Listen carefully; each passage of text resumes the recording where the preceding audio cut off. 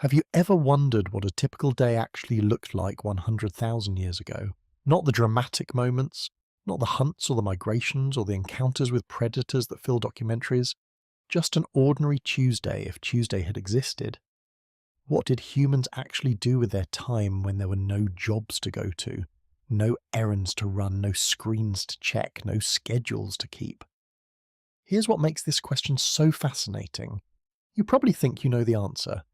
Primitive people doing primitive things, hunting, gathering, making fires, trying not to die, and yes, those things happened. But here's what anthropologists have discovered by studying everything from tool marks to campsite layouts to the wear patterns on ancient teeth. Your ancestors 100,000 years ago spent most of their waking hours doing something you'd find surprisingly familiar. They were socializing, talking, sharing stories, playing, creating art, teaching children, arguing about nothing important, gossiping, making jokes, falling in love, processing grief, wondering about the stars, asking questions that had no answers. In other words, they were being human, fully, completely, recognizably human in ways that would make perfect sense to you if you could somehow sit down with them around their fire. Here's what's strange about this. We tend to think of prehistoric humans as fundamentally different from us, as somehow less than fully human. Their brains were the same size as ours, sure. Their bodies were virtually identical, but surely their inner lives were simpler, their thoughts less complex, their emotions less rich. Except that's not what the evidence shows.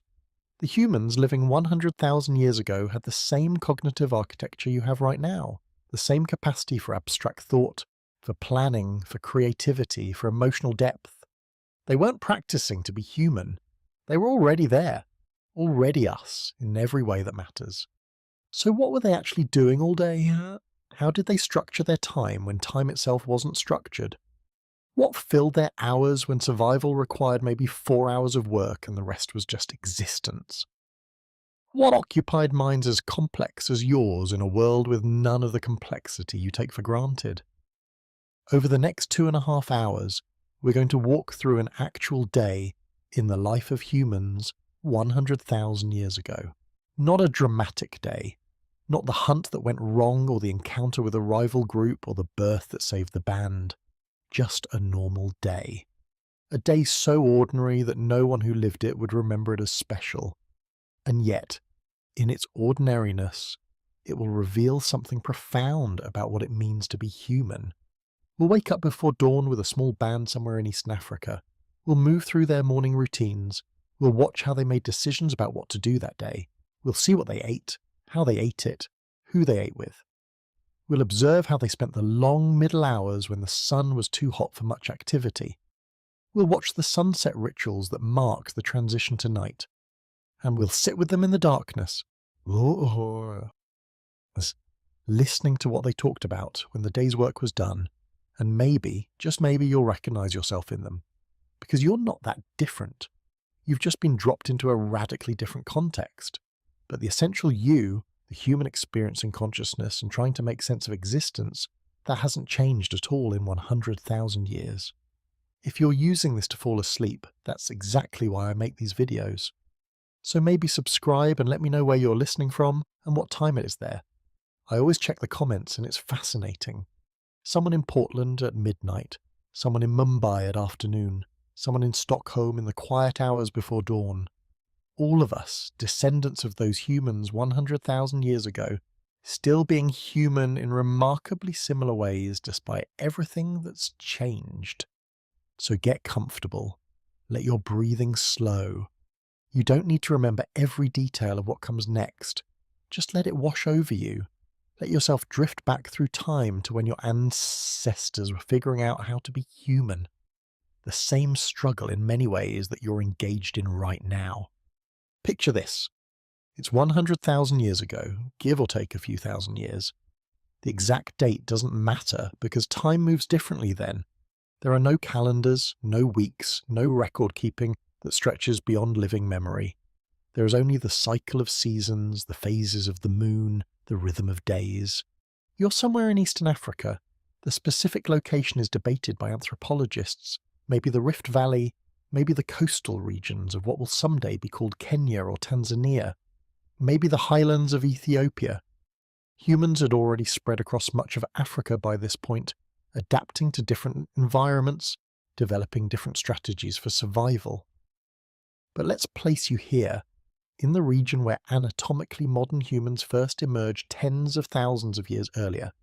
The landscape would be recognizable to you if you visited it today. Grasslands dotted with acacia trees, rocky outcroppings offering shade and vantage points, a river in the distance, or perhaps a seasonal stream that flows only part of the year. The sky is vast and impossibly clear, unpolluted by anything except the occasional plume of smoke from a fire. It's early morning, that strange liminal time when the world is suspended between night and day, when the darkness has softened, but the sun hasn't yet broken the horizon. The air is cool, almost cold, because tropical regions drop temperature dramatically at night. You can see your breath if you exhale slowly. You're waking up. Not because an alarm has pulled you from sleep, but because your body knows. Your internal clock, calibrated by millions of years of evolution, recognizes the subtle shift in light, the change in temperature, the different quality of sound as nocturnal animals quiet and diurnal ones begin to stir. You're lying on the ground.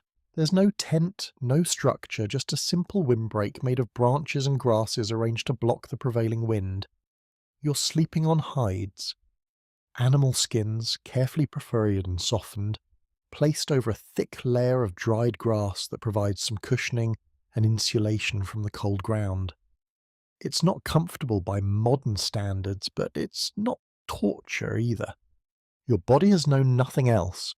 Around you, other people are beginning to wake as well. This is important to understand. You're never alone. You sleep in a cluster with your band, perhaps 15 to 30 people total. Children curled against parents. Adults paired off or grouped together. The elderly at the centre where it's warmest and safest. This proximity serves multiple purposes. It provides warmth through shared body heat. It offers protection, as any predator approaching would have to disturb the outer sleepers first, and it creates a social cohesion that runs deeper than any modern friendship. These people are your world, your entire world. You've known most of them your entire life. Some are blood relatives, others married in from neighbouring bands during those rare gatherings when multiple groups came together. You know their moods, their quirks, their skills, their weaknesses. You know who tells the best stories, who makes you laugh, who can be counted on in a crisis, who needs to be managed carefully because their temper runs hot, and they know you just as completely. There are no secrets in a group this small, no privacy as you understand it. Everything about you, your habits, your abilities, your fears, your desires, it's all visible. This creates a social pressure that's hard to imagine from a modern perspective, but it also creates a depth of belonging that's equally hard to imagine. You sit up slowly, your body is stiff. Sleeping on the ground, even with hides and grass, takes a toll. But you're young, maybe 20 years old, which means you're in your prime. You'll live another 20 or 30 years if you're lucky, which is actually pretty good odds for this time period. The dangers are real, but if you make it past childhood and childbirth, if you avoid major injuries and infections, you have a decent chance of reaching what you'd consider middle age. The first thing you do before anything else is look around. This isn't conscious, it's automatic. Your eyes scan the area, checking for anything out of place, any sign that something approached during the night, any indication that the landscape has changed in ways that suggest danger. This scan takes perhaps 3 seconds, and in those 3 seconds, your brain is processing an enormous amount of information. The positions of other people, the state of the fire, whether it's still smouldering or has gone out completely, the presence or absence of animal tracks near the sleeping area, the behaviour of birds in nearby trees, the direction of the wind. All of this gets integrated into a quick risk assessment that happens below the level of conscious thought. Nothing seems amiss. This is good. Most mornings are like this. The dramatic encounters with predators or hostile groups, they happen, but they're rare. Most days are just days, which is both comforting and, in a way, remarkable. Your ancestors weren't living in constant terror. They were living in constant awareness, yes. Constant vigilance, but not terror. Life was dangerous, but it was also manageable. Predictable in its way. You stand, stretch, the movement pulls at muscles that tighten during the night. You're lean, much leaner than most modern humans. There's no excess weight on your frame because there's never quite enough food to create excess. You're not starving. This band is doing well, has been doing well for months, but you're always operating at a slight caloric deficit, your body burning just a bit more than you take in, maintaining you at a fighting weight that would make modern athletes jealous. Others are standing now too. The band is waking in a gradual wave, people rising according to their own internal rhythms. There's no synchronization because there's no need for it. The day will unfold at its own pace. Someone is tending the fire. This is crucial. The fire never dies completely if it can be helped. Letting fire go out means making it again, which is possible but time-consuming and not guaranteed to work. So someone, usually rotating through the night, keeps watch, adds wood when needed, shields the coals from wind, maintains this precious resource that makes human life not just possible but comfortable. The fire tender is an older woman. She's been awake for hours, has watched the stars wheel overhead, has heard the calls of nocturnal animals hunting and dying.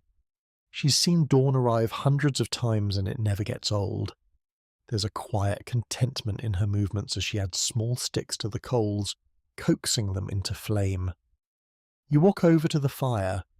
Several others are already there, drawn by the warmth and the light. This is where the day begins, around the fire. It's the social centre, the gathering point, the place where decisions get made and news gets shared and relationships get negotiated. No one is speaking yet.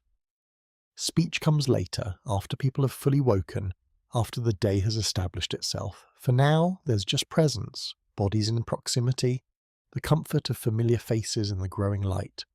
You look east.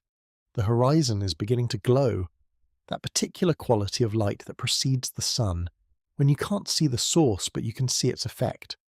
The sky transitions from deep blue to lighter blue, to that strange golden pink that lasts only minutes before the sun actually appears. And then it does. The first edge of the sun breaking the horizon. Everyone watches, not because it's novel, they've seen this thousands of times, but because it matters. The sun's return is never guaranteed until it happens. Each dawn is a renewal, a continuation of the contract between earth and light that makes life possible. This moment of watching the sunrise, it's almost meditative. There's a shared focus, a collective attention to this daily miracle. And in that attention, there's something that feels sacred, even though the concept of sacred doesn't exist yet in the way you'd understand it. It's more fundamental than that. It's recognition, acknowledgement, a wordless gratitude for another day. The sun rises quickly in the tropics. Within minutes, it's fully above the horizon, and the day has begun in earnest. The temperature starts to climb. The light shifts from gentle to harsh. The world comes into full focus, and now people begin to talk. Quiet conversations at first. Comments about the weather, about how the night went, about dreams someone had. The social machinery is starting up, running through its warm-up routines. Someone mentioned seeing animal tracks near the water source yesterday evening. Hoof prints, probably antelope. This sparks a discussion. Is it worth trying to track them? The band hasn't had meat in several days. Fish, yes, some small game, but real meat, the kind that comes from a large animal and can feed everyone, that's been scarce. But tracking is risky. It takes time and energy with no guarantee of success, and there are other needs. Water containers need to be refilled. Certain plants are in season right now and should be harvested. Someone's hide needs repair, a child is sick and needs attention. This conversation isn't a formal meeting, it's just people talking, thinking out loud, offering opinions.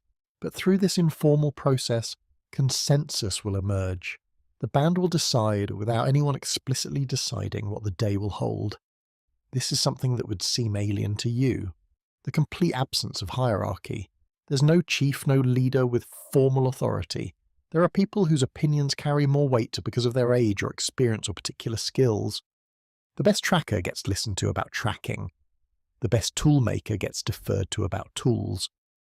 But no one has the power to issue commands.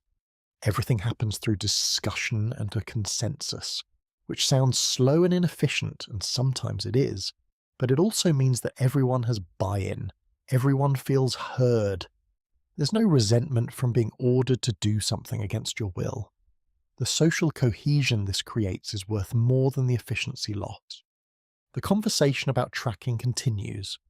The men who would do the actual hunting are interested, but not committed. They're weighing effort against likely reward. The women who would do most of the gathering are pointing out that the plant food is certain while the hunt is uncertain.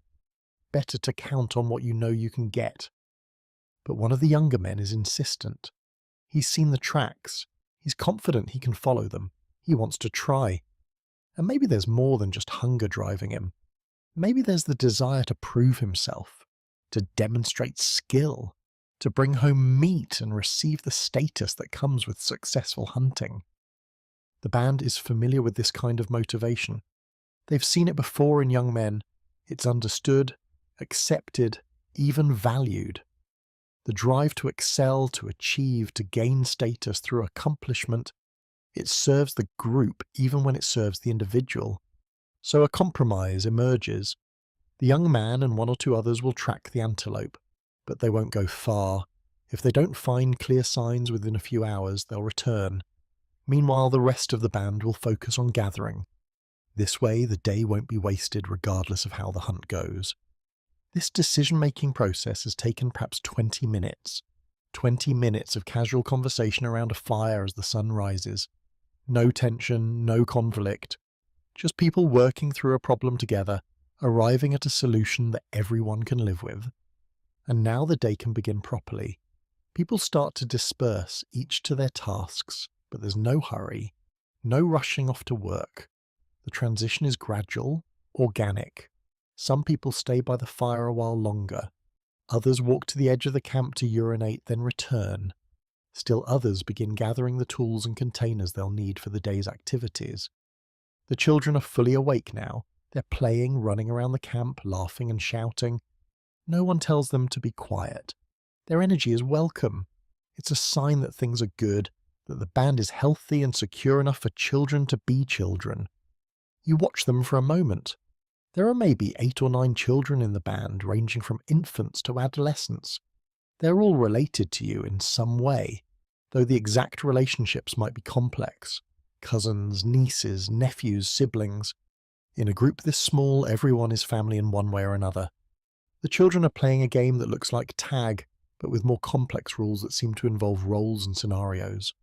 They're acting something out, maybe a hunt, maybe an encounter with animals. Through this play, they're learning. Practicing the skills they'll need as adults. Developing the physical coordination, the social awareness, the ability to read situations and respond appropriately. No adult is supervising them. That's not how it works. The children are being raised by the entire band. Everyone keeps an eye on them. Everyone intervenes if there's danger. Everyone teaches them things as the opportunities arise. But there's no formalized education. Children learn by watching, by playing, by being included in adult activities when they're ready. You turn your attention to your own tasks. You're going out with the gathering party. This is where most of the band's calories actually come from. The hunting gets the glory, but the gathering provides the sustenance. Plants, roots, tubers, nuts, seeds, fruits, insects, shellfish if you're near water. A huge variety of foods, each requiring specific knowledge to identify, harvest, and process. You pick up a carrying container. It's woven from plant fibers, strong and flexible. Someone made this, spent hours carefully weaving the strands together, creating something functional and beautiful. It will last for months with good care, then eventually wear out and need to be replaced. The cycle continues. Others are ready as well. The gathering party is forming without anyone formally organising it. Mostly women, but not exclusively. A few men who prefer gathering to hunting, some adolescents learning the skills, an elderly man whose eyesight is too poor for hunting, but who knows more about plants than anyone else in the band. You set off. Not in silence, never in indulgence. People are talking, laughing, sharing observations about the landscape. The mood is light. This isn't dangerous work like hunting. It's social, almost festive. A chance to spend time with people you like while doing something productive. The landscape you're moving through is beautiful in a harsh way. The grass is golden, dried by the sun. The few trees provide spots of shade that you'll return to during the hottest part of the day. In the distance, you can see the shimmer of heat already beginning to rise from the ground. As you walk, you're reading the landscape in ways that would be invisible to a modern person. You notice disturbed soil that might indicate animals digging for roots. You see plants that are flowering, which means other plants nearby might have edible seeds. You spot birds that feed on certain fruits, which tells you those fruits are ripening. This knowledge is vast.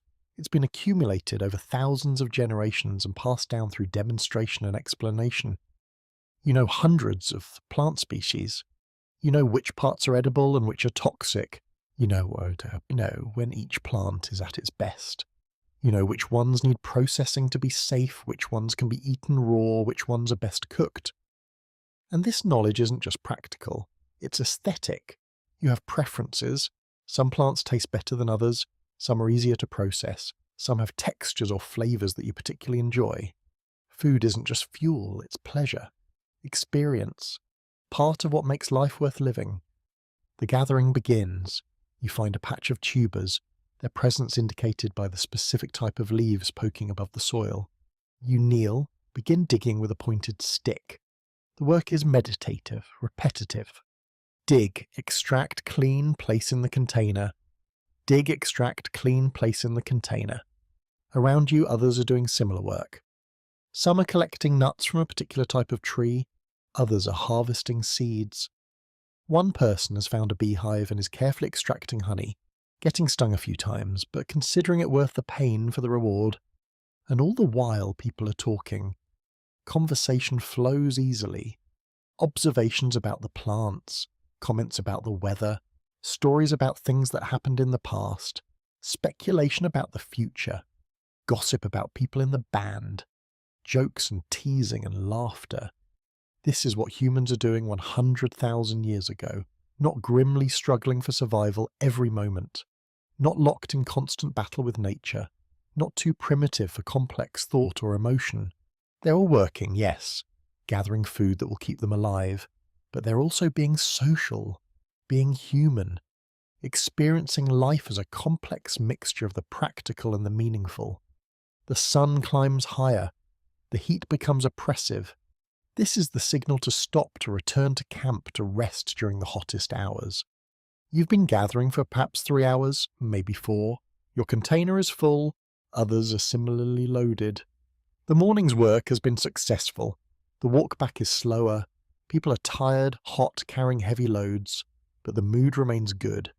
Someone starts singing, a wordless melody that others join. The rhythm of the song matches the rhythm of walking, making the work of carrying easier. You arrive back at camp. The hunters have already returned. They didn't find the antelope, or rather, they found the tracks but decided the animals had moved too far to pursue. No one is disappointed. This is how it goes. Some days you succeed, some days you don't. The important thing is that you tried and didn't waste too much time or energy in the attempt. The gathered food is spread out near the fire. This is the moment of sharing, of distribution, and it happens without anyone directing it. People simply take what they need, making sure everyone gets something. Children get portions, the elderly get portions. Anyone who didn't go out gathering today still eats. This sharing isn't altruism in the modern sense. It's insurance, social contract. Today you gathered and others didn't. Tomorrow the situation might be reversed. By sharing freely now, you ensure that you'll be shared with when you're the one who needs it.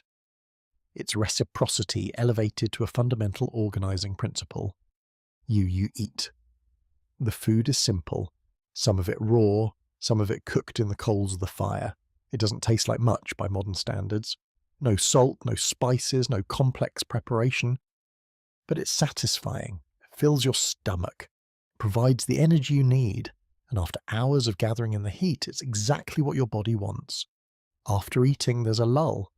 This is the middle of the day, when the sun is at its peak and the wise thing to do is nothing. People find shade.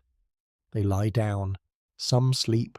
Others just rest, conserving energy. But this rest isn't silent. Even now there's conversation. Quieter now, more philosophical perhaps. People talk about abstract things, they tell stories. They discuss dreams, which are taken seriously as potential messages or warnings. They speculate about the nature of the world, where the sun goes at night, what happens after death, why things are the way they are. These conversations are profound. These are humans wrestling with the same questions that will occupy philosophers for the next 100,000 years. What is consciousness? What is the self? What is the relationship between the individual and the group? What gives life meaning? They don't have writing to record these thoughts. They don't have formal philosophy or religion or science. But they have curiosity. They have intelligence. They have the capacity for abstract thought. And they use it in these quiet hours to try to make sense of existence. A child approaches you with a question. Why is the sky blue? You don't know the answer in the scientific sense, but you offer an explanation involving spirits or forces that paint the sky each day. It's mythology, but it's not stupid.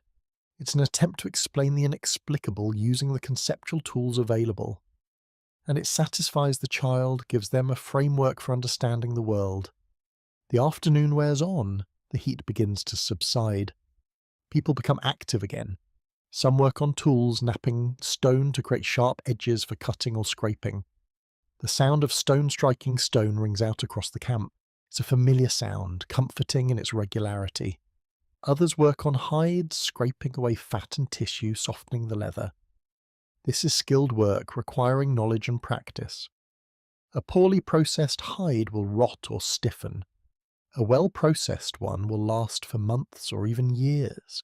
Children continue to play, but the games are different now. They're watching the adults work, occasionally trying to imitate. An older child attempts to knap stone, produces only fractured pieces, but learns something from the attempt. An adult offers quiet guidance, showing hand position, explaining how to read the stone and predict where it will break. And through all of this, there's a constant undercurrent of social interaction. People move between activities, stopping to chat, to observe, to offer help or advice. Alliances are reinforced, relationships are maintained. Conflicts that might be brewing are diffused through humour or mediation. Because here's something crucial about life 100,000 years ago. Social harmony isn't optional, it's survival. You can't afford to alienate people. You can't afford to let conflicts fester. The band is too small, the margin for survival too narrow, so there's constant emotional labour happening, constant effort to maintain group cohesion. This means that the social skills of your ancestors were probably more developed than yours. They had to be. They had to read subtle emotional cues. They had to navigate complex interpersonal dynamics. They had to find ways to get along with people they might not particularly like because the alternative was exile, which was effectively a death sentence. The sun approaches the horizon. This transition is marked by the increased activity. Firewood needs to be gathered for the night. Water needs to be brought to camp. Preparations need to be made for the evening meal. You join a group going to collect firewood. This is important work. Fire is life. It provides warmth, light, protection, the ability to cook food and make it safer and more digestible. Running out of fire would be a crisis. The wood gathering is efficient. People have done this countless times and know where to look. Dead branches, fallen trees, wood that's dry enough to burn well, but not so old it's rotted. You collect an armload and return to camp. The evening meal is similar to the midday meal but feels different. There's more time, less urgency. The work of the day is done. Now is the time for rest and socializing. People gather around the fire as they've done every evening for as long as anyone can remember. Food is prepared. Some roots are placed directly in the coals to roast. Some meat, saved from a successful hunt days ago, is shared out in small portions. People eat slowly, savouring the food and the company. And as the sun sets, as the sky turns from blue to orange to purple to black, the talking intensifies. This is story time, the oral tradition that preserves memory, transmits culture, entertains and educates. An elder begins a story. It's one you've heard before, but that doesn't matter. The repetition is part of the point. Through repetition, the story gets refined, polished, improved. And through repetition, it gets remembered, passed on intact to the next generation. The story is about ancestors, about a time when things were different, about challenges overcome and lessons learned. It's history and mythology and moral instruction all woven together. The teller is skilled, using different voices for different characters, modulating pace and volume for dramatic effect. Everyone is rapt, even though they know how it ends. When the story finishes, there's a moment of satisfied silence. Then someone else speaks up with a different story, or a song, or a question that sparks debate. The evening flows from topic to topic, each conversation spawning the next. Children are falling asleep now, curled against their parents. The very young have already been asleep for hours. The slightly older ones are fighting it, wanting to stay up with the adults, but eventually succumbing to exhaustion. And as the night deepens, as the fire burns lower, the conversation becomes quieter, more intimate. Couples pair off, small groups form and reform, there's laughter from one cluster, serious discussion from another. The texture of human interaction in all its richness. You find yourself talking with a few others about the future, about where the band might move next, about marriages that might be arranged when you meet up with neighbouring groups, about children who are growing up and will soon be adults themselves. It's planning, but it's also dreaming, imagining different futures, some likely, some just pleasant to contemplate. Eventually, the fire is allowed to burn down to coals. People are arranging themselves for sleep, choosing spots, gathering hides. The night watch is decided without formal assignment. Someone will keep the fire going, someone will stay alert for danger. The rotation is understood. You lie down in your usual spot. The ground is hard, the air is cold, but you're tired enough that neither matters much. Around you, the breathing of other humans creates a rhythm that's comforting. You're not alone. You're never alone. The stars overhead are brilliant, uncountable. The Milky Way stretches across the sky like a river of light. You've looked at these stars every night of your life. You've learned to navigate by them, to mark the passage of seasons, but you still don't really understand them. They remain mysterious, beautiful, slightly unsettling. Your last thoughts before sleep are a mixture of the practical and the abstract, tomorrow's tasks, a person you're attracted to, a question about existence that has no answer, the normal mental wandering of a human mind processing the day, and then sleep takes you, and the day is over. An ordinary day 100,000 years ago. A day that no one will remember as significant. And yet, in its ordinariness, it contains everything. All the elements of human life. Work and rest. Solitude and community. Survival and meaning. The same struggles, the same joys, the same fundamental experience of being conscious and alive, and trying to make sense of it all. This is what humans were really doing 100,000 years ago. They were being human, just like you're being human now. The context has changed beyond recognition, but the essential experience, the core of what it means to wake up each day and navigate existence with other humans, that hasn't changed at all. Before we can understand what daily life meant then, we need to explore something that's invisible in the archaeological record, but fundamental to human experience.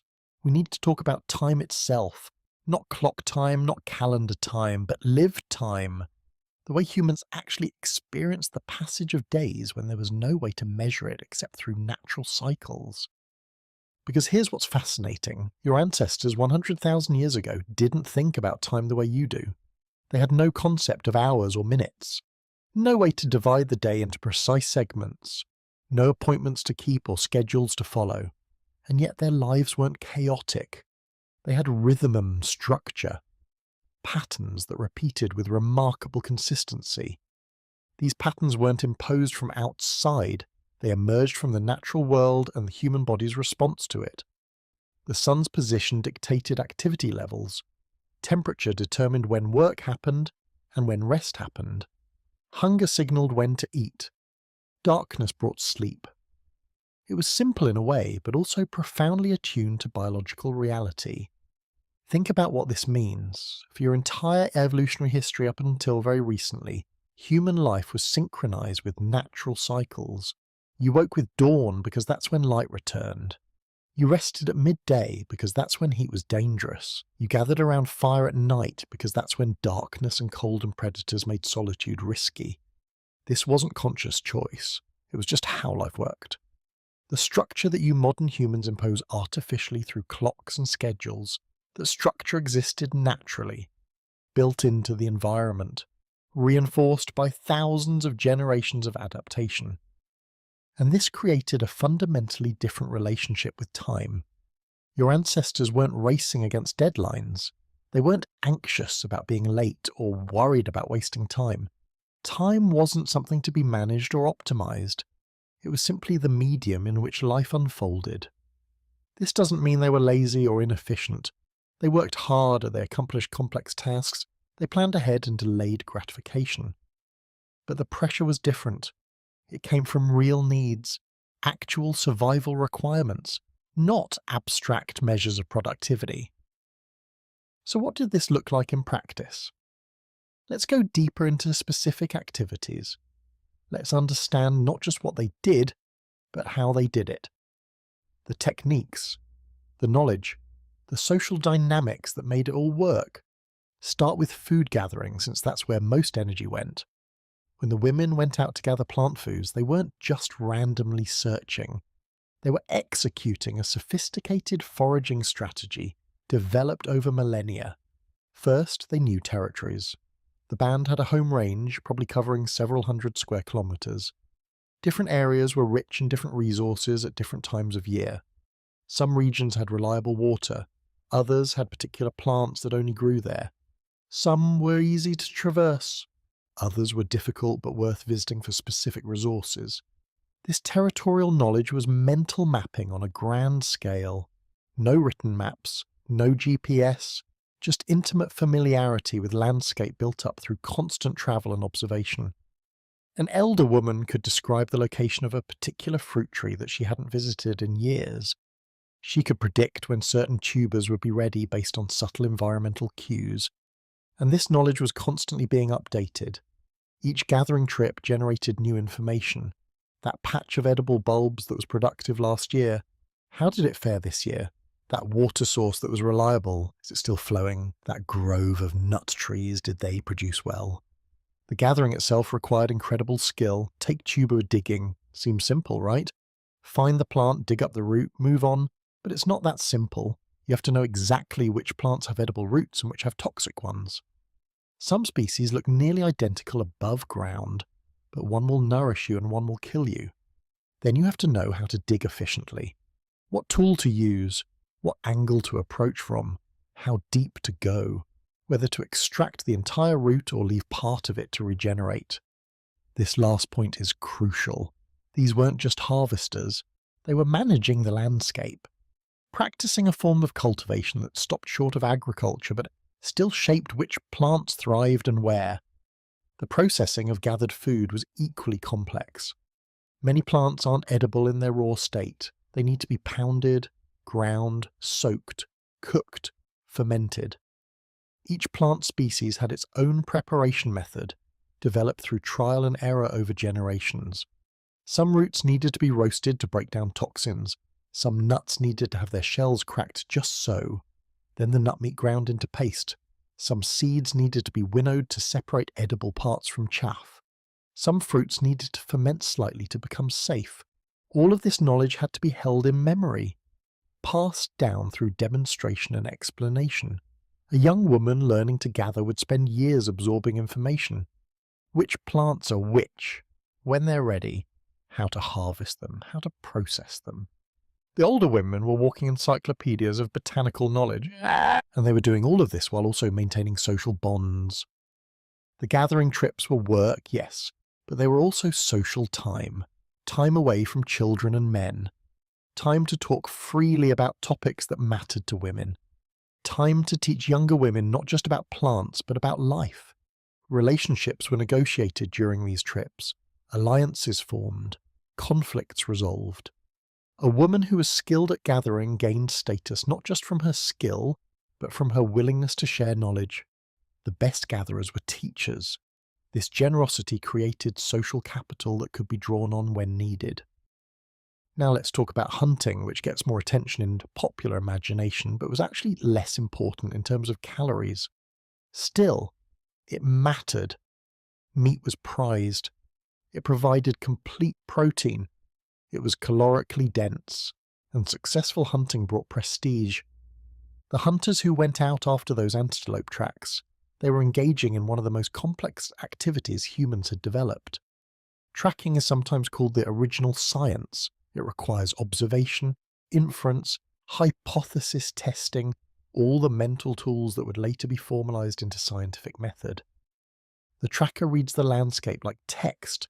Footprints tell direction, speed, time since passing. Disturbed vegetation shows where an animal fed or rested. Scat reveals diet and health. Scattered earth indicates digging behavior. Everything means something. Everything is data, and the tracker has to integrate all this data into a coherent story. These tracks were made by 3 antelope, likely females based on size moving at a walk, not a run, heading toward water. They passed here maybe 2 hours ago. If we move quickly, we might catch them at the water source. But tracking is just the beginning. Once you find the animals, you have to get close enough to kill them. And you're doing this with primitive weapons, stone-tipped spears, throwing sticks, maybe bows and arrows in some regions, though the evidence for archery this early is debated. These weapons have limited range and power. You need to get close, very close, within meters, which means you need to approach downwind so they don't smell you. You need to use terrain for concealment. You need to move silently. You need to coordinate with other hunters, communicating through hand signals, and then the kill itself. A spear throw from 10 meters at a moving target. You've practiced this movement thousands of times. You know how to read the animal's momentum, where it will be by the time the spear arrives. You know where to aim for maximum damage. Heart, lungs, major blood vessels. Even a perfect throw doesn't guarantee an instant kill. Often the animal runs after being struck. Now you have to track a wounded animal, following blood trails, watching for signs of weakness. This can take hours, and at the end of it, you might find that the animal has escaped or been claimed by predators, or you might succeed, might find the antelope collapsed, dead or dying, and now the real work begins, field dressing. You can't carry the entire animal back to camp, it's too heavy, so you butcher it where it fell, remove internal organs, separate meat from bone, create manageable loads.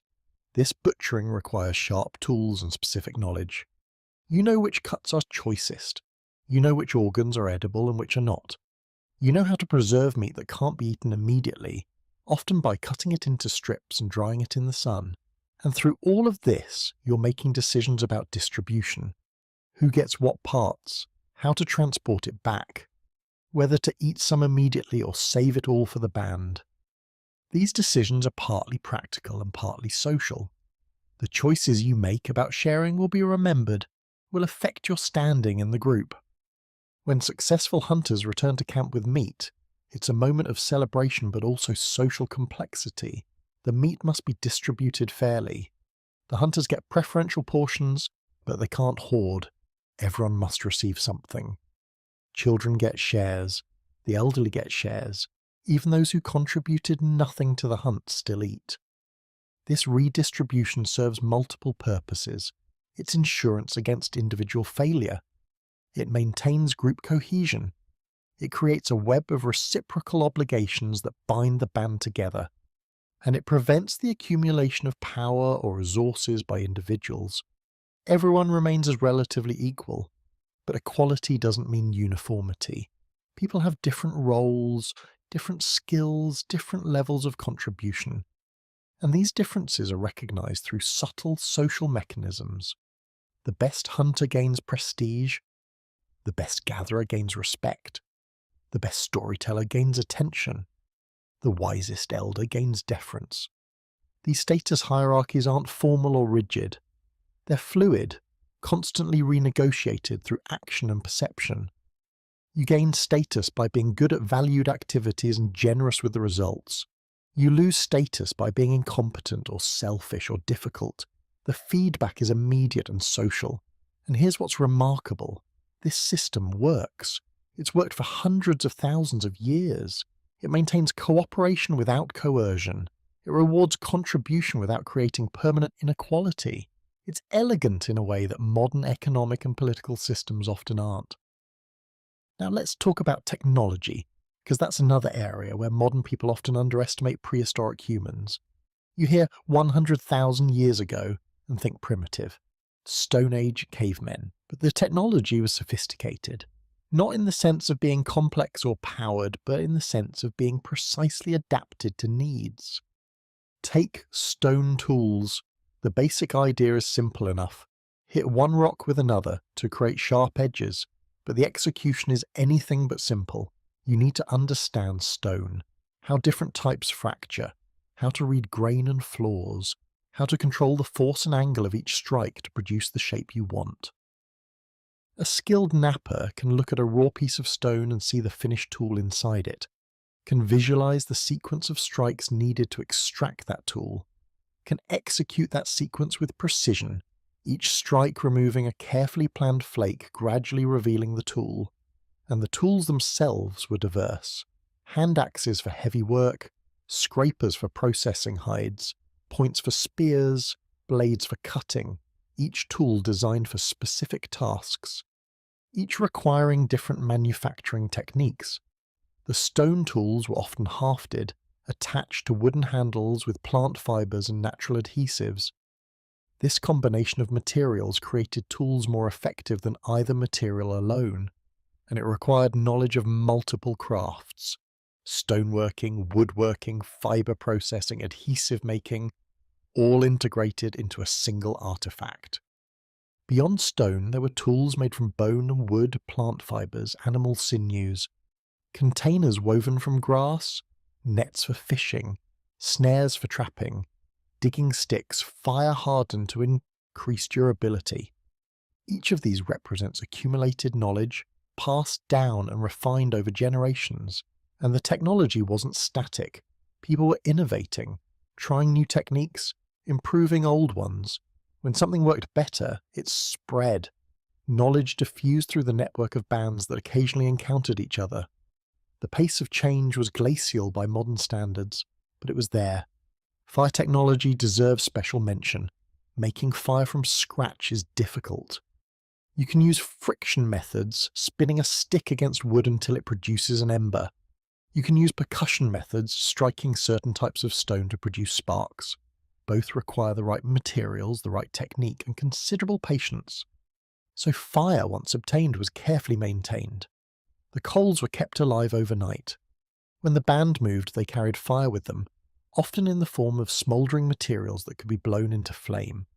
Losing fire was a crisis that required either obtaining it from another band or going through the laborious process of creating it anew. But fire wasn't just about warmth and cooking. It was also a tool for landscape management. Humans were using fire to shape their environment. Controlled burns, cleared underbrush, making travel easier, and encouraging the growth of plants that attracted game animals. This was ecosystem engineering on a large scale. The knowledge required to use fire this way was considerable. You needed to understand wind patterns, vegetation types, seasonal moisture levels. You needed to predict how fire would behave and ensure it didn't spread uncontrollably. This was sophisticated environmental management disguised as simple fire use. Let's shift to social relationships, because that's where the real complexity of human life exists. The band of 15 to 30 people wasn't just a random collection of individuals. It was a carefully structured social network, bound together by kinship, reciprocity, and shared history. Kinship was traced through both male and female lines, creating a web of relationships that determined obligations and expectations. You had responsibilities to your parents, your siblings, your children. You had different responsibilities to your mother's kin versus your father's kin. You had obligations to your spouse's family. All of this created a complex social calculus. Marriage was probably arranged or at least heavily influenced by family. It served to create alliances between families and bands. A young woman marrying into your band brought connections to her original band. This created networks of mutual support extending beyond your immediate group. These networks mattered. When resources were scarce in your territory, you might visit allied bands and share their resources temporarily. When you needed specific materials only available in distant regions, you might trade through the network.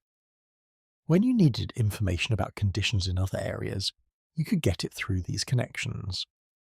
The social bonds were maintained through gifting, visiting, and intermarriage. A particularly beautiful tool might be gifted to someone in another band, creating obligation and goodwill. Visits between bands were occasions for feast and celebration, for story exchange and marriage arrangement. The connections required constant maintenance, but they were worth the effort.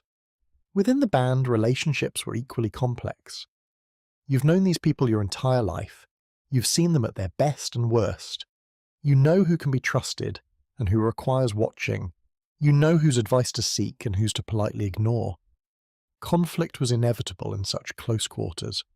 Personality clashes, disagreements about resource distribution, jealousy over status or romantic attention. These conflicts couldn't be ignored because you couldn't escape each other. You had to find ways to resolve them or at least manage them. The resolution mechanisms were mostly informal. Mediation by respected elders, humour to diffuse tension, temporary separation to let emotions cool, public discussion to air grievances. Sometimes conflicts escalated to violence, but this was rare because the costs were too high. Injuring or killing a band member weakened the group, so there was strong social pressure to find peaceful solutions. Romantic relationships deserve attention because they were probably more complex than pop culture suggests. The idea of cavemen clubbing women and dragging them off is nonsense. Relationships required consent, negotiation, social approval. A couple had to convince not just each other, but both families and the broader band that their union made sense. And relationships weren't necessarily permanent. Divorce existed. If a partnership wasn't working, if people were miserable together, separation was possible. The children would be cared for by the extended family. The individuals would be free to form new partnerships. There was social cost to this, but it wasn't forbidden. Sexual norms were probably varied, different into different bands and regions. Some groups might have been strictly monogamous, others might have been more flexible. What mattered was that whatever the norms were, they had to be negotiated and maintained through social pressure. And here's something important. All of this social complexity, all these negotiations and relationships and status competitions, they required sophisticated cognitive and emotional skills.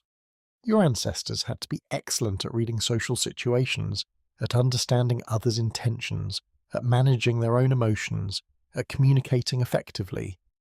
In many ways, the social intelligence required to navigate life in a small band exceeded what's required in modern life. Yes, you interact with more people, but most of those interactions are shallow, rule-governed, transactional. Your ancestors had deeper but more complex relationships with fewer people. And they had to get it right because the cost of social failure was high. Think about child rearing in this context. Children weren't raised by isolated nuclear families, they were raised by the entire band. Every adult had some responsibility for every child. This distributed the workload and ensured that children learned from multiple teachers. But it also meant that parenting happened in public. Your approach to your children was visible to everyone. If you were too harsh or too lenient, people would notice and comment. If your children were poorly behaved, it reflected on you. There was social pressure to raise children who would contribute to the band and maintain social harmony. The children themselves were learning constantly, not through formal lessons, but through observation and participation. A 5-year-old watching adults nap stone was learning. A 7-year-old helping to gather plants was learning. A 10-year-old accompanying hunters was learning. By adolescence, they'd absorbed vast amounts of practical and social knowledge, and they were learning not just skills, but values. What was praised and what was criticized. what behaviours led to status and what led to ostracism, the importance of sharing, of cooperation, of listening to elders, of contributing to the group. These values were absorbed through lived experience, not lectures. By the time they reached adulthood, they were fully competent members of the band. They could feed themselves, they could make tools, they could navigate the landscape, they could manage social relationships, they could contribute meaningfully to group survival. And all of this was learned informally through living in a functioning community. The evenings around the fire were crucial for this cultural transmission.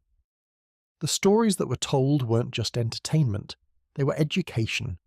They contained practical information about the landscape, about animal behaviour, about plant properties. They contained social lessons about cooperation and betrayal, about wisdom and foolishness.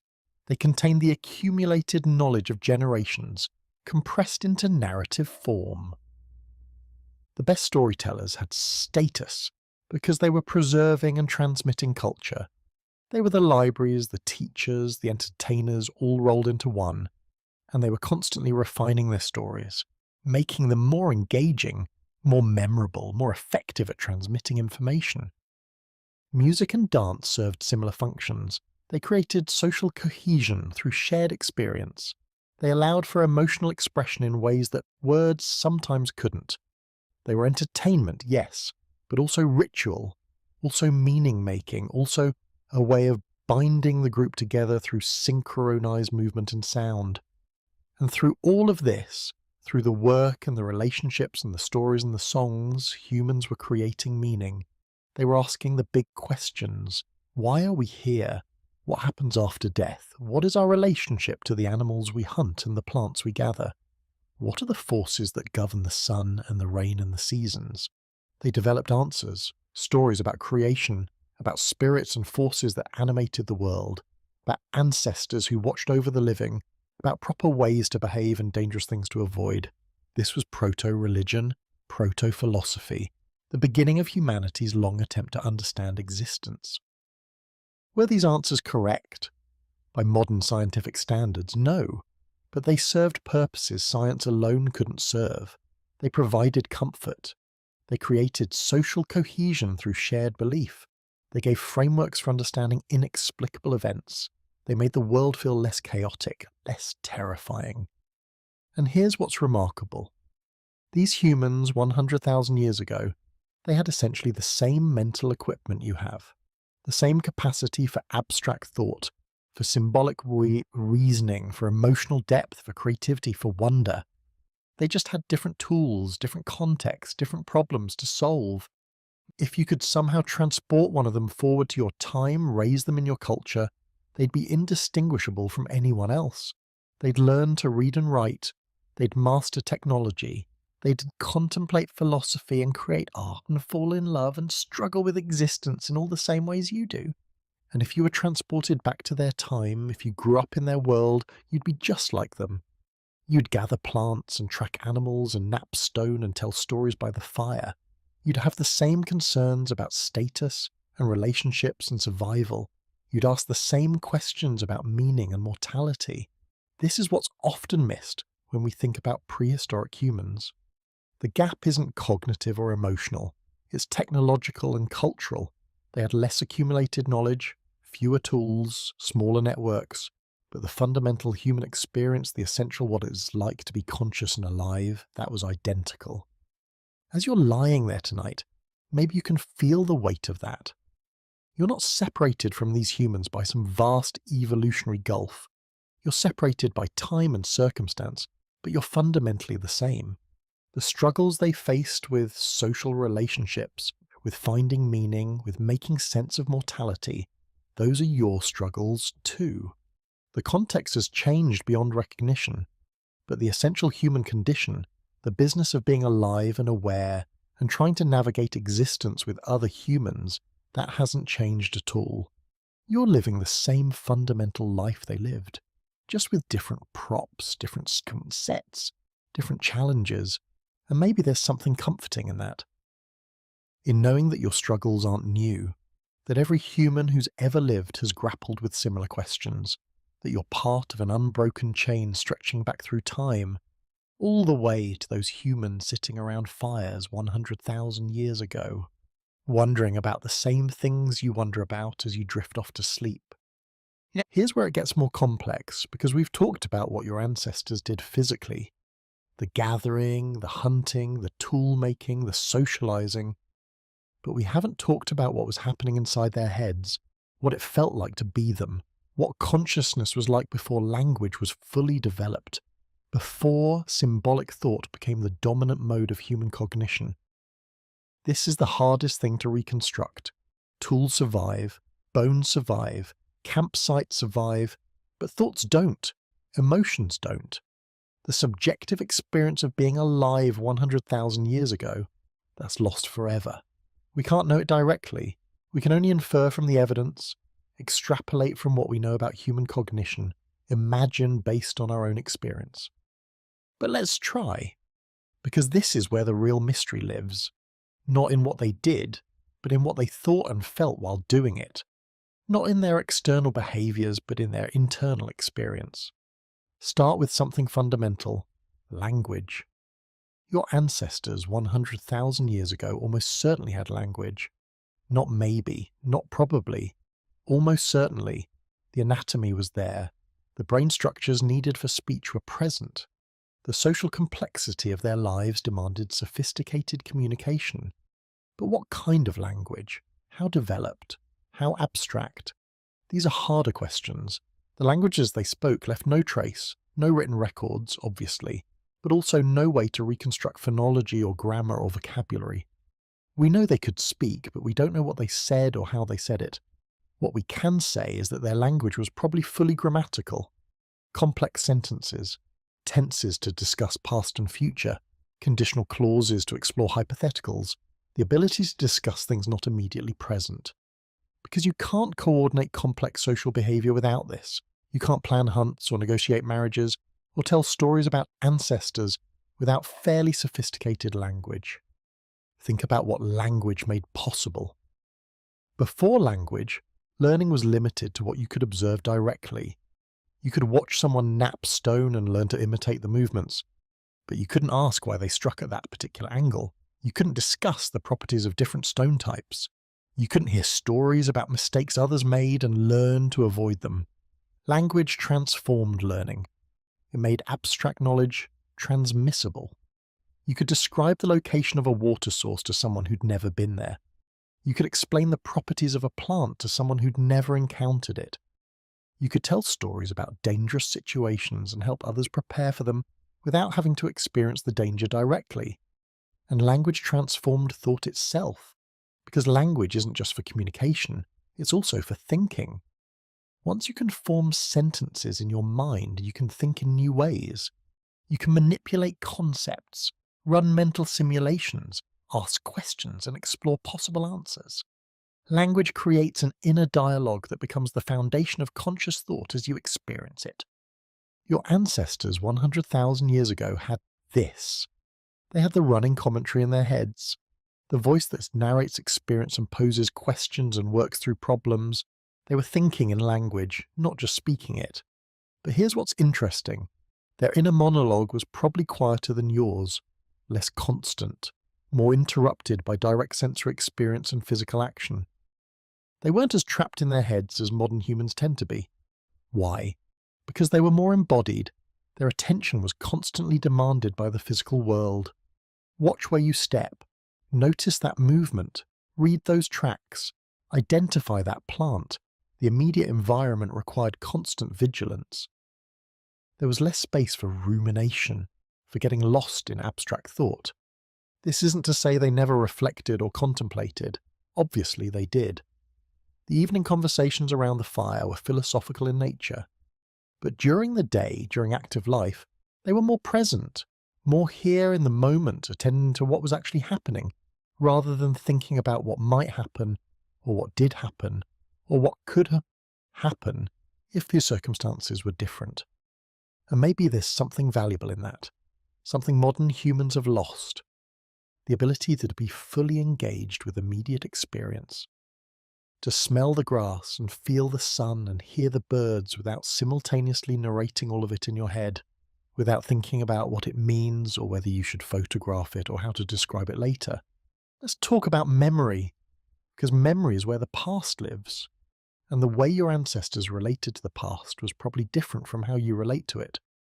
First, memory was more communal.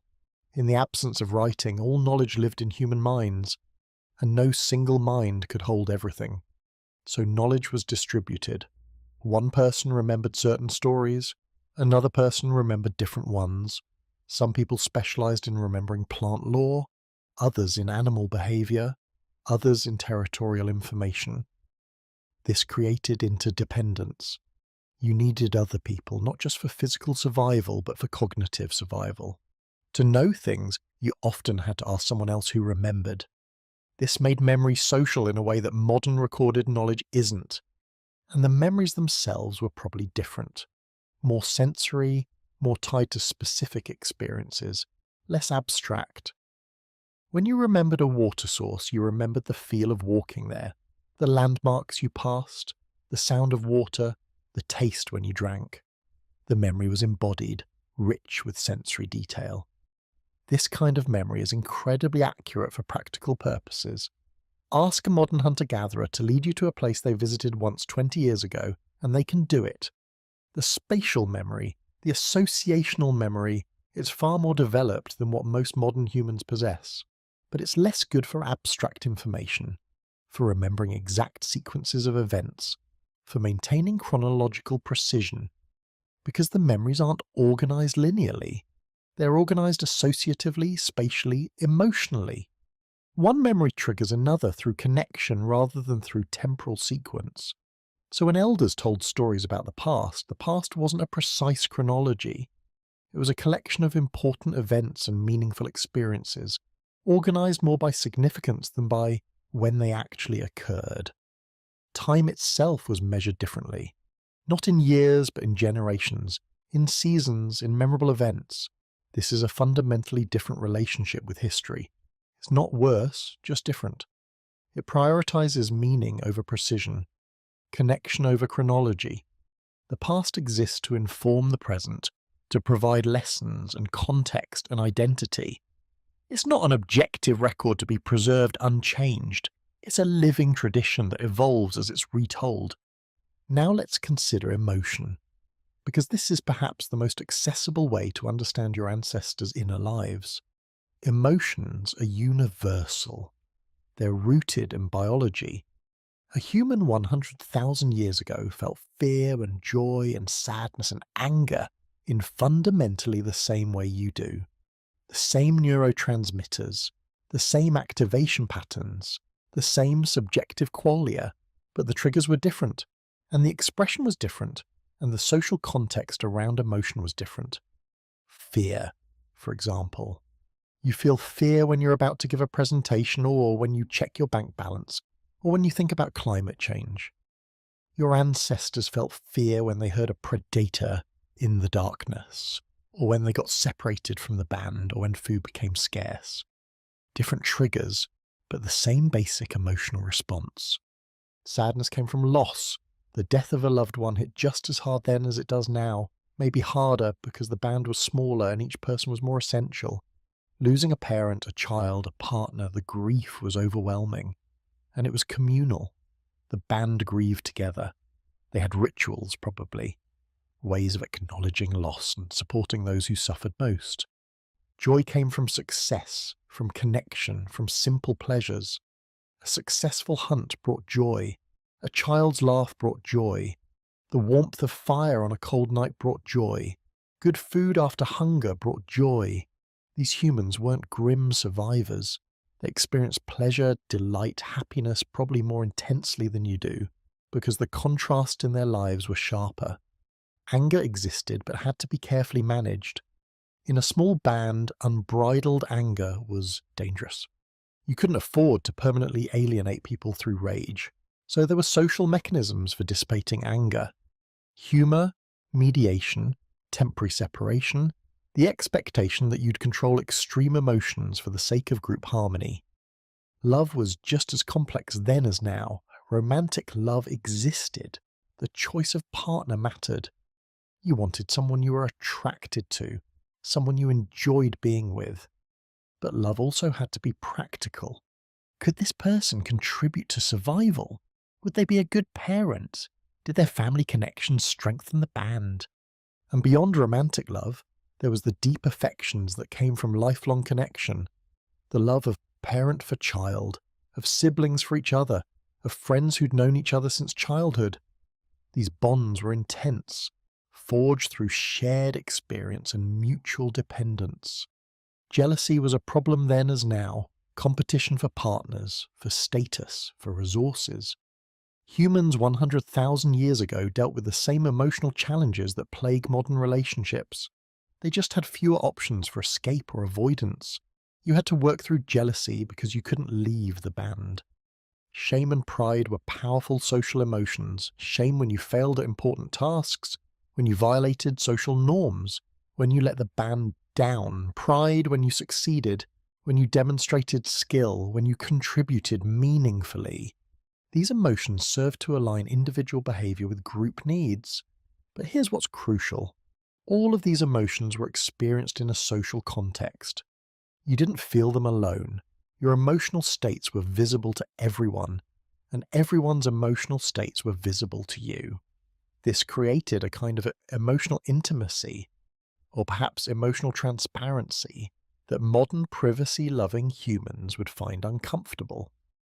When you were sad, everyone knew. When you were angry, everyone knew. When you were in love, everyone knew. There was no hiding, no emotional poker face that you could maintain indefinitely. This made emotional authenticity somewhat forced. You couldn't pretend to feel what you didn't feel. Or rather, you could try, but you wouldn't fool anyone who'd known you your whole life. This emotional transparency served group cohesion. It allowed for rapid response to emotional crises. If someone was deeply sad, the band could offer support. If someone was dangerously angry, the band could intervene. The emotional health of individuals was a collective concern because individual dysfunction affected the whole group. Let's talk about self-awareness, about consciousness of consciousness, because this is where human cognition becomes really interesting. Your ancestors were self-aware. They knew they existed as separate beings. They could reflect on their own thoughts and feelings. They could imagine how others perceived them. They could consider different versions of themselves, different choices they might make. But the nature of that self-awareness was probably different. Less individualistic, more embedded in social context. You think of yourself as an individual who happens to be part of groups. They probably thought of themselves as members of the band who happen to have individual characteristics. This isn't just semantic, it's a fundamental difference in how identity is constructed. Your individual desires and preferences take precedence. You make choices based on what you want, and you try to balance that against social obligations. For them, social roles and obligations came first, and individual expression happened within that framework. This doesn't mean they lacked individuality. They absolutely had distinct personalities. Some were bolder, some were more cautious, some were funny, some were serious. These differences were recognized and valued, but the individual was always understood in relation to the group. You were yourself, but you were yourself in community. And this affected how they thought about the future. You obsess about your individual future, your career, your relationships, your personal goals. They thought about the band's future, where the group would move, who would partner with whom, how to prepare for the next season. This isn't to romanticize collective thinking. It had costs. Individual desires that conflicted with group needs often had to be suppressed. There was less room for nonconformity, less tolerance for people who wanted to do things their own way. The social pressure to fit in, to contribute in expected ways, it was enormous. But it also created a sense of security that modern individualism often lacks. You knew your place, you knew your role, you knew you'd be cared for when you were too young or too old to care for yourself.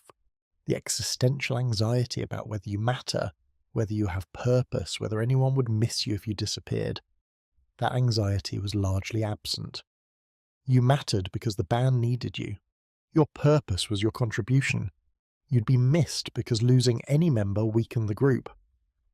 Now let's consider imagination, because this is one of humanity's most distinctive capacities.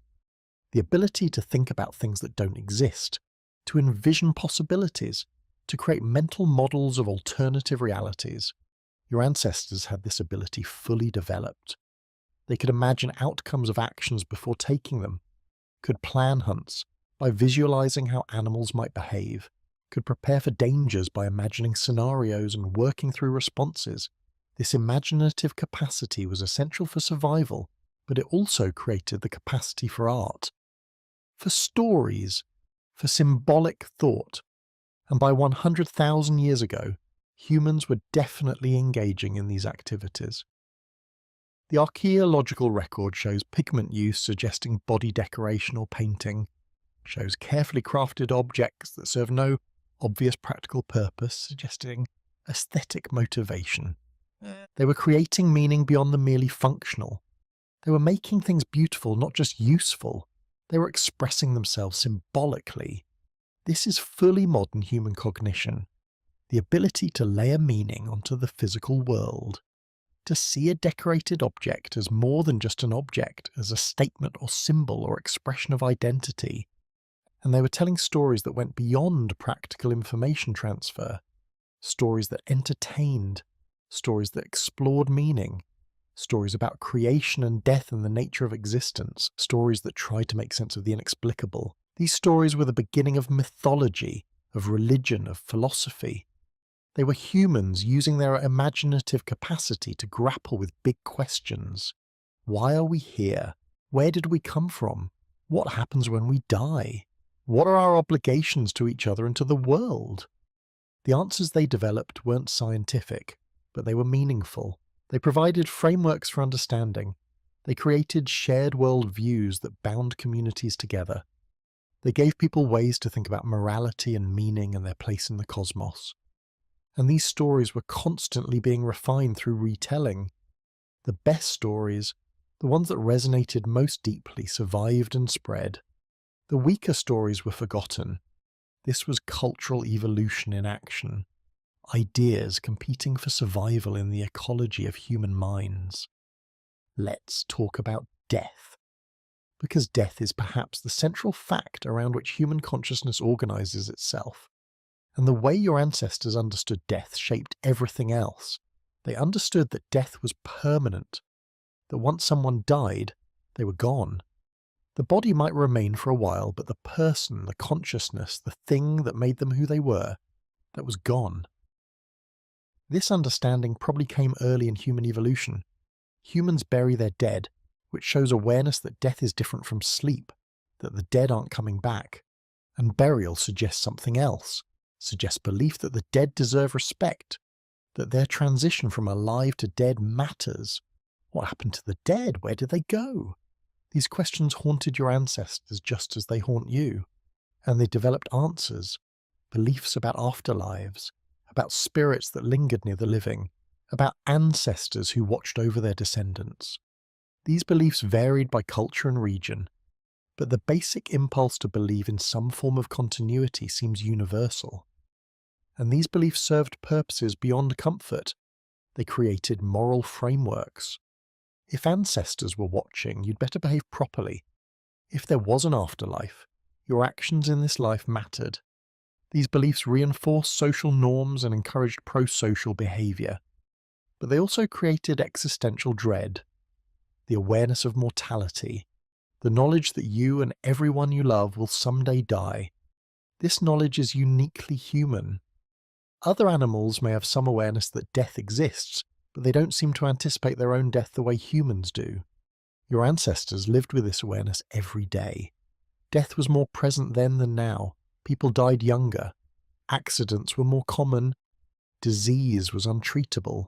Childbirth was dangerous. You'd probably watched people you loved die. You'd certainly watched people in your band die. Death wasn't hidden in hospitals. It happened in the open, in the camp, witnessed by all.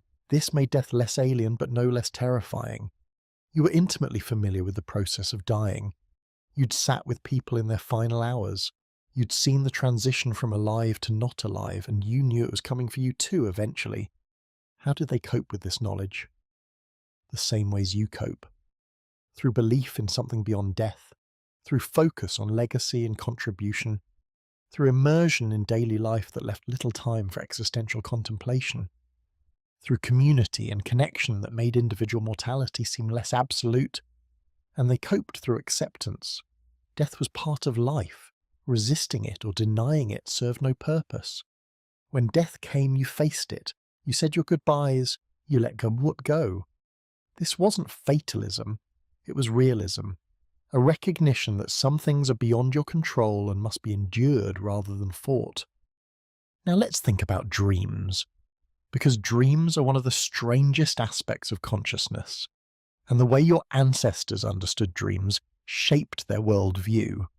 Everyone dreams. Every human culture has dreams. But the interpretation of dreams varies enormously. And for your ancestors, dreams were probably not just random neural firing. They were meaningful. They were messages. They were glimpses into other realms or other times. This makes sense in a way. Dreams feel real while you're having them. They seem to show you things, give you experiences, bring you face to face with people who are dead or far away. If you have no concept of subconscious mental processing, if you think of consciousness as a single unified thing, then dreams must be something external, something visiting you. So dreams became important for decision-making. If you dreamed about a particular location, maybe you should go there.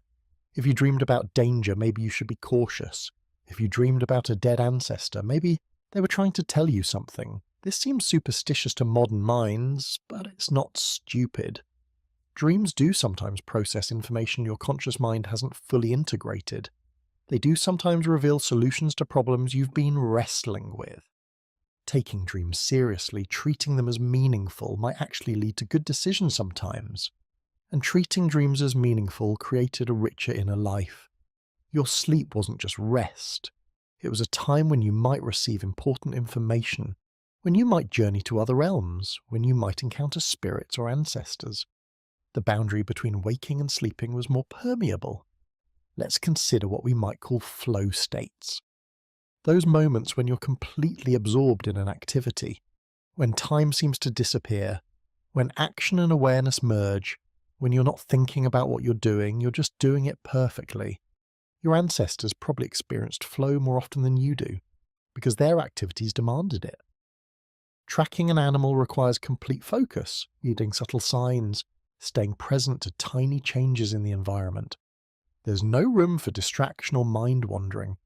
Napping stone requires similar focus. You have to read the stone, feel how it responds, adjust each strike based on the results of the previous one. It's a dialogue between you and the material, and it requires being fully present. Even gathering plants can induce flow. The rhythm of searching, identifying, harvesting, the physical movement, the sensory richness of being outdoors. If you're fully engaged, not thinking about anything else, just doing the work, it's meditative, peaceful, even joyful. These flow states were probably a source of deep satisfaction. They connected your ancestors to their activities in a way that much modern work doesn't allow. The work wasn't separate from life, it was life. And doing it well, doing it with full attention and skill, that was meaningful. And maybe there's something important here, something that modern life has lost. The opportunity for flow, for complete absorption, for work that demands your full presence and rewards that presence with satisfaction. You spend so much time distracted, partly here, partly there, thinking about the future while trying to be in the present, worrying about problems while trying to focus on tasks. The divided attention is exhausting. Your ancestors couldn't afford that kind of distraction. They had to be present. And maybe there was a kind of peace in that, a clarity that comes from single-pointed focus. As you're lying there tonight, perhaps you can imagine it. Imagine what it would feel like to be so completely absorbed in an activity that nothing else exists. No past to regret, no future to worry about, no self to be concerned about. Just the activity, just the flow, just the moment unfolding. Your ancestors lived more of their lives in that state than you do, not because they were enlightened or spiritually advanced, just because their survival demanded presence. Their world required attention, and in meeting that requirement, they might have stumbled into a kind of peace that you have to deliberately cultivate. The inner life of humans 100,000 years ago was rich and complex. They thought and felt and wondered and imagined. They grappled with the same fundamental questions you grapple with. They experienced the same range of emotions. They had the same capacity for joy and suffering, for love and loss, for meaning and despair. What was different was the context, the specific triggers for emotion, the particular content of thought, the cultural frameworks for understanding experience. But the underlying human consciousness, the essential what it's like to be alive and aware, that was the same. And maybe recognizing this can help you feel less alone, less unique in your struggles.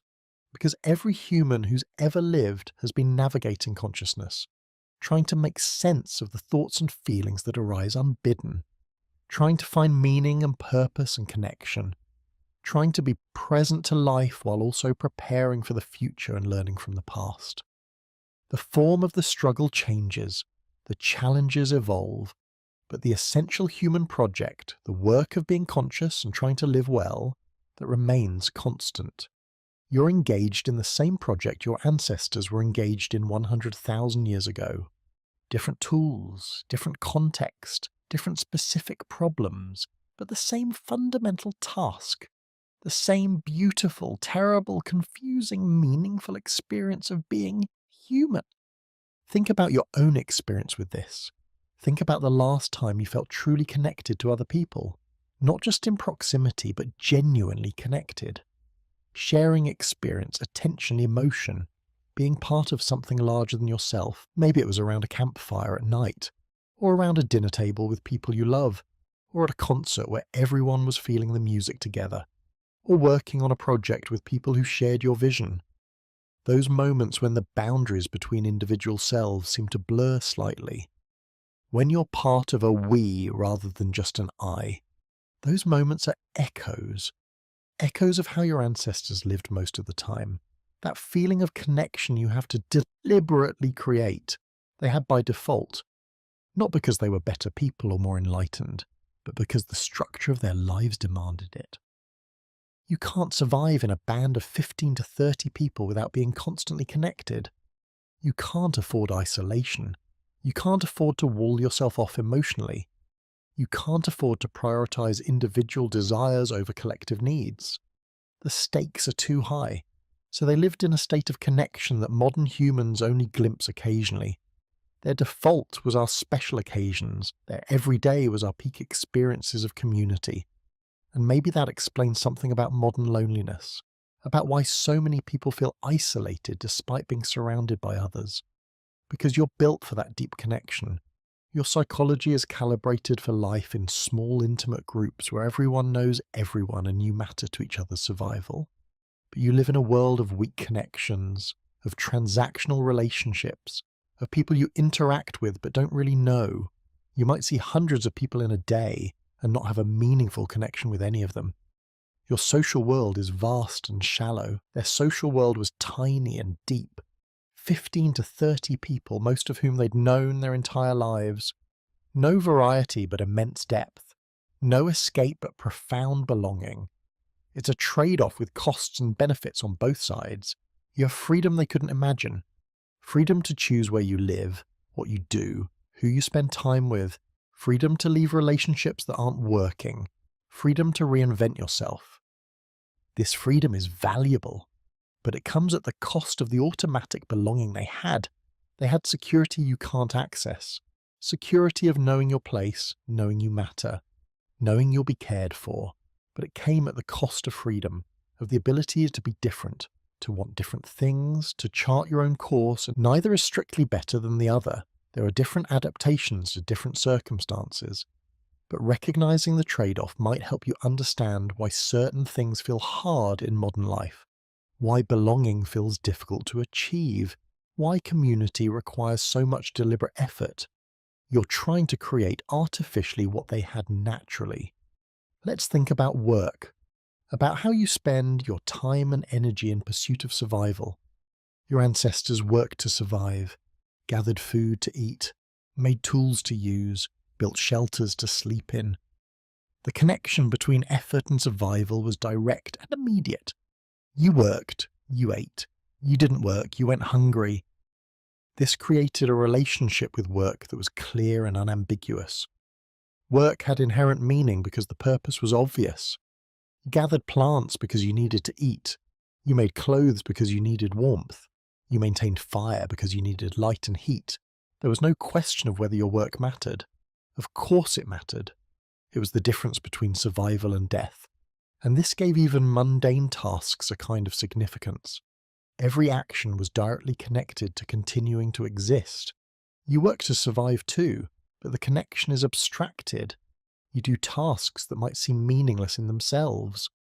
Moving digital files, attending meetings, filling out forms.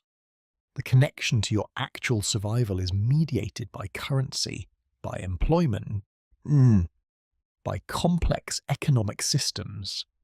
This abstraction creates existential problems. You can work very hard and still wonder if your work matters, if it contributes anything meaningful to the world, if anyone would notice or care if you stopped. The anxiety about meaningless work, about wasting your life on tasks that don't matter, that's a distinctly modern problem. Your ancestors might have disliked certain tasks. The hard work of digging tubers, the tedium of processing hides, but they didn't question whether these tasks mattered. The purpose was self-evident, and their work had completion. You gathered plants until you had enough. You made tools until you had what you needed. Then you stopped. There was no infinite to-do list, no email inbox that never empties, no projects that expand to fill all available time. Work happened in bursts, intense activity followed by rest. Hunt until you kill something or give up. Gather until your container is full. Make tools until you have enough. Then relax, rest, enjoy leisure. The work expanded to meet needs, not to fill time. Compare this to modern work, where the work is never done, where there's always more that could be done, where rest feels guilty because you could be being productive, where leisure has to be vilified rather than being the default state when needs are met. Your ancestors probably worked maybe 4 to 6 hours a day on average. The rest was rest, socializing, playing, thinking, just existing. This seems impossible from a modern perspective where 40 or 50 or 60-hour work weeks are normal. But they had different needs, different definitions of enough. They didn't need to accumulate, didn't need to get ahead, didn't need to maximize productivity. They needed enough food for today and maybe tomorrow, enough tools for current use, enough shelter for the weather at hand. Once those needs were met, more work just created surplus that couldn't be stored anyway.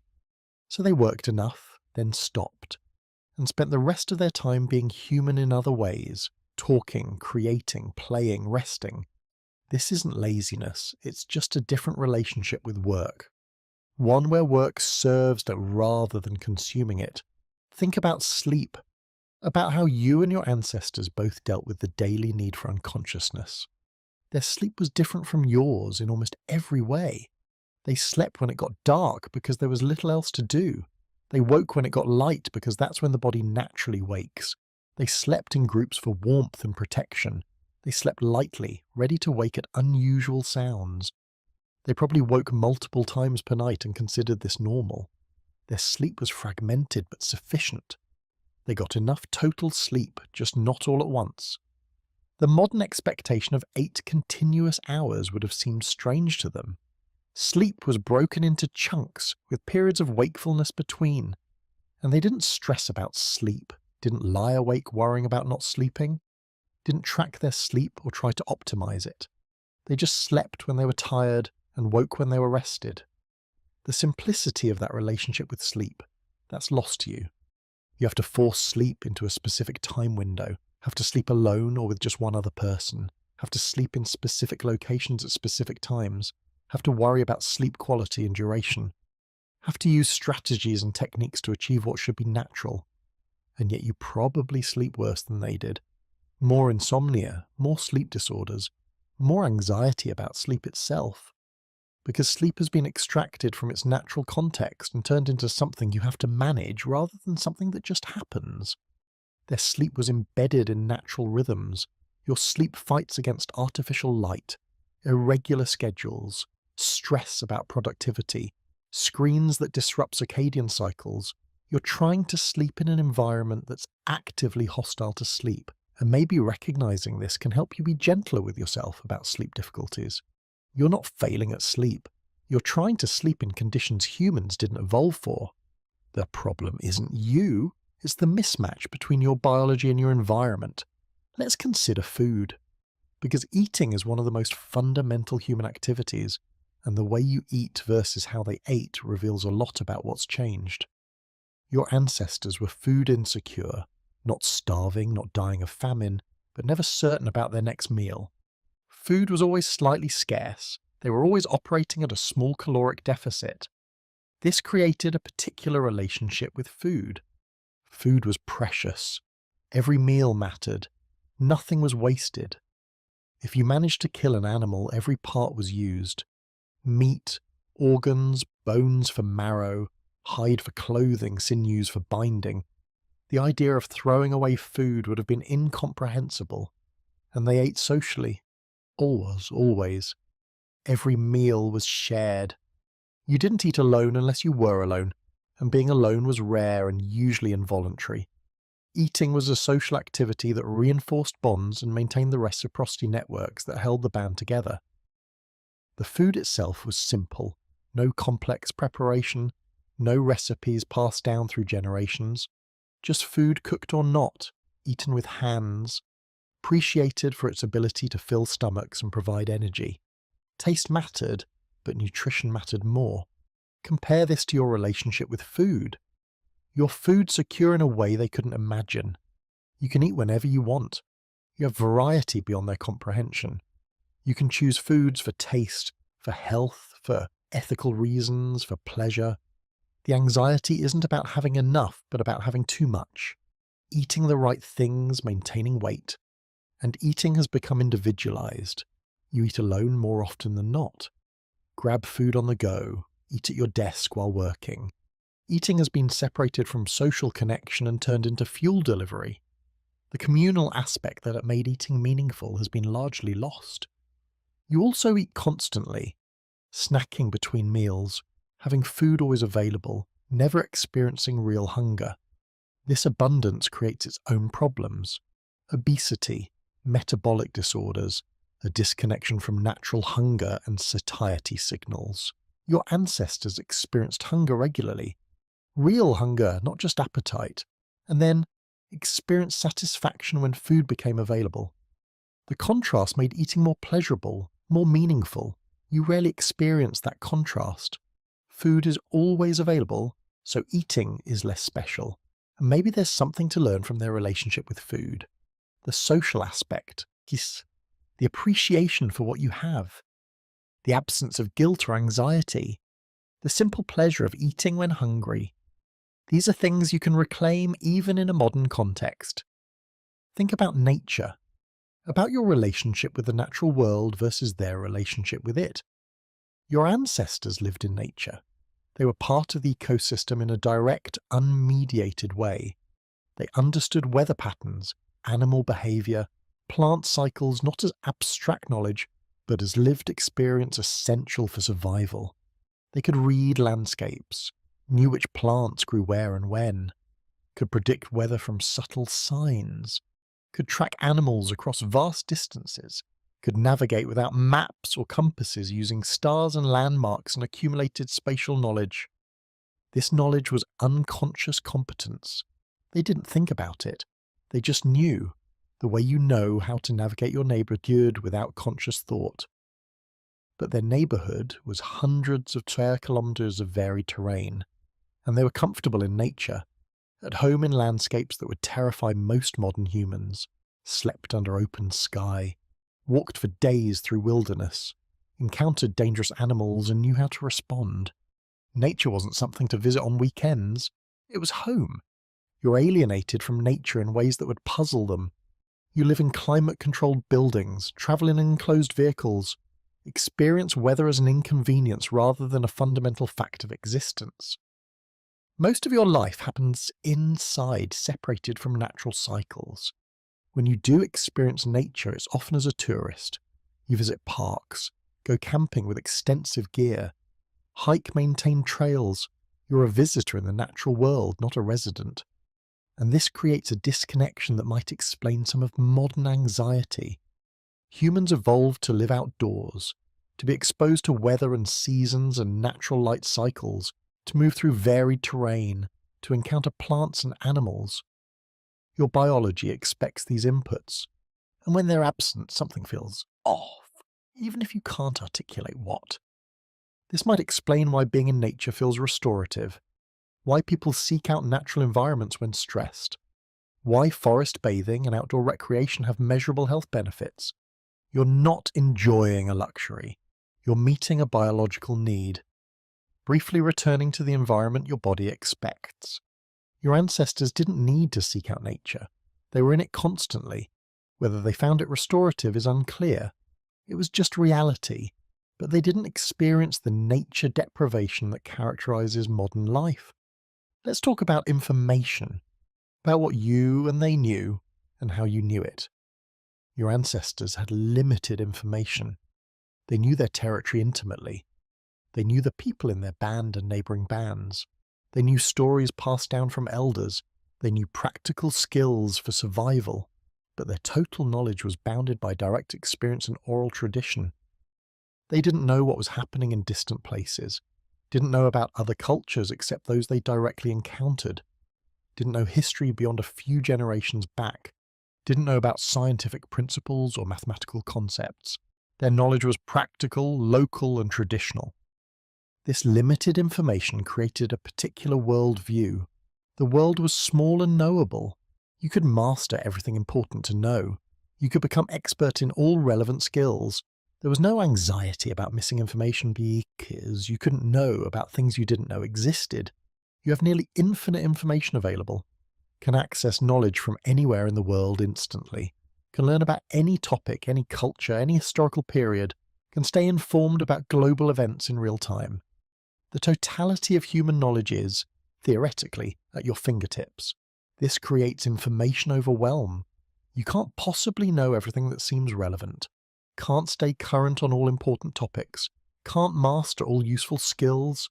There's always more to learn, more to know, more information demanding your attention, and you can know things happening in distant places that you can't affect and that don't directly affect you. Natural disasters on other continents, political crises in faraway countries, tragedies involving people you'll never meet. This creates a kind of ambient anxiety that your ancestors never experienced. They could only worry about problems they could potentially affect. Their circle of concern matched their circle of influence. If they couldn't do anything about it, they probably didn't know about it. This created a mental peace that constant global information flow disrupts. You carry the weight of knowing about problems you can't solve, wars you can't stop, suffering you can't alleviate, environmental crises you can't fix. This knowledge is burdensome in a way that's unique to modern information access. And there's the constant question of what information to trust. Your ancestors had limited sources, mostly elders and direct experience, and trusted them implicitly. You have infinite sources and have to constantly evaluate credibility. The cognitive load of information management is enormous. Maybe their limited information created ignorance about important things. But it also created a manageable mental world. A world where what you needed to know was learnable, where expertise was achievable, where information didn't constantly overwhelm your capacity to process it. Think about purpose or about why you do what you do, about meaning and direction. Your ancestors had clear purpose. Survive, help the band survive, raise children to continue the line. The purpose was obvious and unchanging. Every action served survival and reproduction. There was no existential crisis about whether life had meaning. The meaning was self-evident. This didn't make life easy or pleasant necessarily, but it made it clear. You knew why you were doing what you were doing. The connection between daily actions and ultimate purpose was direct. You have to create purpose, have to decide what matters, have to choose goals and values and directions. The freedom to create your own meaning is liberating but also exhausting. What if you choose wrong? What if your purposes are too small or too selfish or too confused? Your ancestors didn't have this freedom or this burden. Their purposes were given by the circumstances of existence. You had to survive, so you survived. You had to help the band, so you helped. You had to raise children, so you did. The purposes were clear even if the execution was difficult. And those clear purposes created a kind of existential security. You knew your life mattered because every life mattered to band survival. You knew your actions had meaning because they directly contributed to survival. You didn't have to wonder whether you were wasting your life. The question didn't arise. You can spend years wondering if your life matters, if your work has meaning, if you're contributing anything valuable to the world, if anyone would notice or care if you disappeared. These questions haunt modern existence in a way they didn't haunt your ancestors. This isn't to say you should return to survival-oriented purposes. Your life can have meaning beyond mere survival.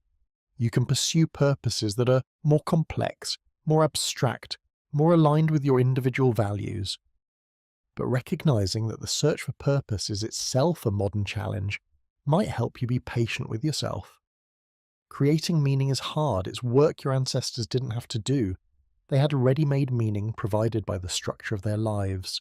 You have to build meaning from scratch. Cut yourself some slack if it takes time, if you have periods of feeling lost or purposeless. That's part of the modern human condition. Let's think about death again. But this time about how proximity to death shapes life. Your ancestors lived close to death, saw it frequently, lost children, partners, friends, relatives regularly. Death wasn't hidden or medicalized or sanitized. It happened in the open, witnessed by all. This proximity made death real, made it urgent, made it something you couldn't ignore or deny. You knew viscerally that life was temporary, that everyone you loved would die, that you would die. This knowledge shaped everything. It made time precious, made relationships important, made present moments valuable because you never knew how many you had left. The awareness of mortality created a kind of presence that's hard to maintain when death feels distant and abstract. You're alienated from death. It happens in hospitals, gets managed by professionals, is kept separate from daily life. Most people in modern, developed countries go years or decades without witnessing death. It becomes theoretical rather than experiential. This distance creates a kind of denial.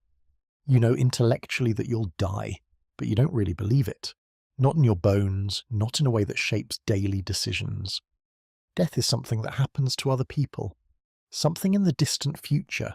Something to worry about later. And this denial might make death more terrifying when it does become real. Your ancestors were familiar with death, had watched it happen repeatedly, knew what to expect, had cultural frameworks for understanding and accepting it. Death was an enemy, but a known enemy. For you, death is alien, unknown, something you haven't prepared for because it's been kept at a distance. When it arrives, when someone you love dies or when you face your own mortality, it can be shattering in a way it might not have been for your ancestors. But the distance from death also allows you to plan for longer futures, to invest in projects that won't pay off for years, to build slowly towards distant goals. Your ancestors lived more in the present because the future was uncertain. You can live more for the future because death feels less immediately threatening. Neither approach is better. They're adaptations to different circumstances. But maybe consciously cultivating some of your ancestors' awareness of mortality could enrich life, could make you more present, more appreciative, more aware of what actually matters. As you're lying there tonight, maybe you can hold both. The modern distance from death that allows for long-term planning, and the ancient proximity to death that makes each moment precious. The freedom of modern life and the deep connection of ancient life. The abundance of now and the simplicity of then. You're not your ancestors. You can't be. The world has changed too much. but you carry them in you, their psychology, their needs, their capacity for connection and meaning and presence.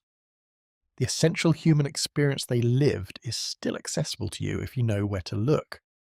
Not by trying to return to their way of life, that is neither possible nor necessarily desirable, but by recognizing what was valuable in how they lived. The deep social bonds, the clear purposes, the presence to immediate experience, the acceptance of mortality, the connection to nature, the simplicity of needs.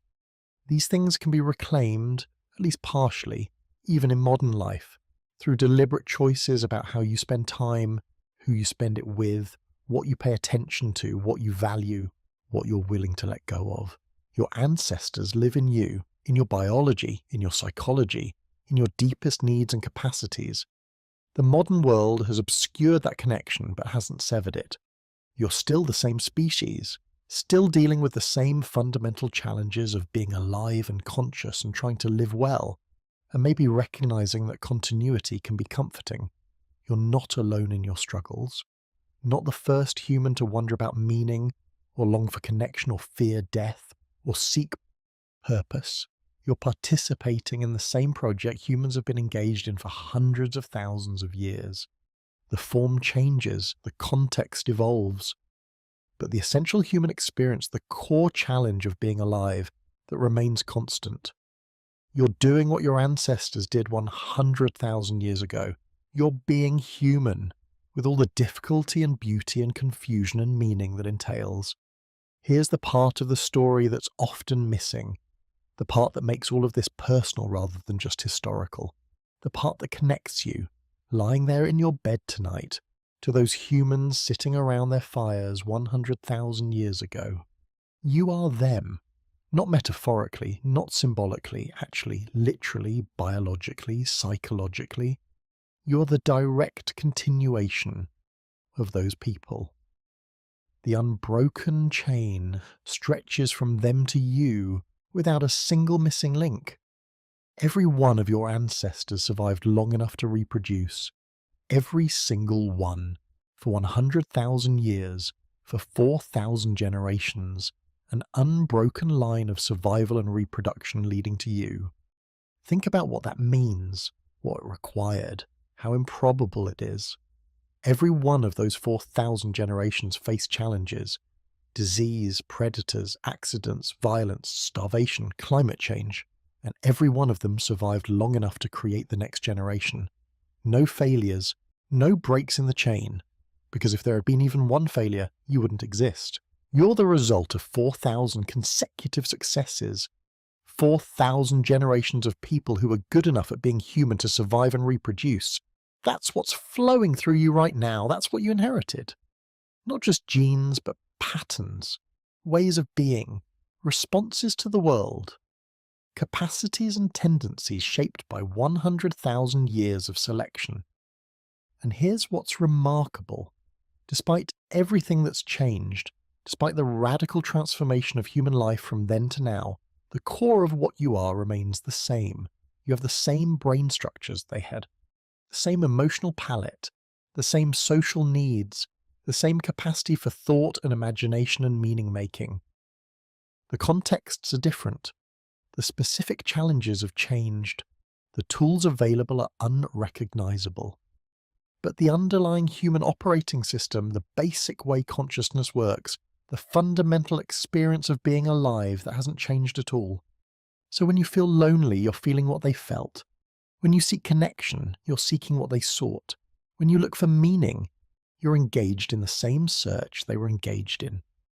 When you struggle with mortality, you're struggling with what they struggled with. The specific triggers are different, the modern manifestations are unique, but the essential experiences are identical. You're not dealing with new problems. You're dealing with human problems, the same problems humans have always dealt with, just in new context. And maybe recognizing this can help, can make you feel less alone, less like you're failing at something others have mastered. Because no one has mastered being human. Not you, not your ancestors, not anyone who's ever lived. Being human is an ongoing challenge, a daily practice, a struggle that never quite resolves. Your ancestors figured out how to be human in their context. They developed strategies and skills and social structures that allowed them to survive and even thrive. But it wasn't easy for them either. They struggled. They suffered. They wondered if they were doing it right. They worried about their children. They grieved their losses. They questioned their purposes. They were human, fully, completely, messily human. With all the complications and contradictions and confusions that being human entails. And you're human in exactly the same way. Different context, same fundamental experience. Let's talk about what you've gained and what you've lost. Because the changes over 100,000 years aren't all progress or all decline. They're trade-offs. Different adaptations to different circumstances.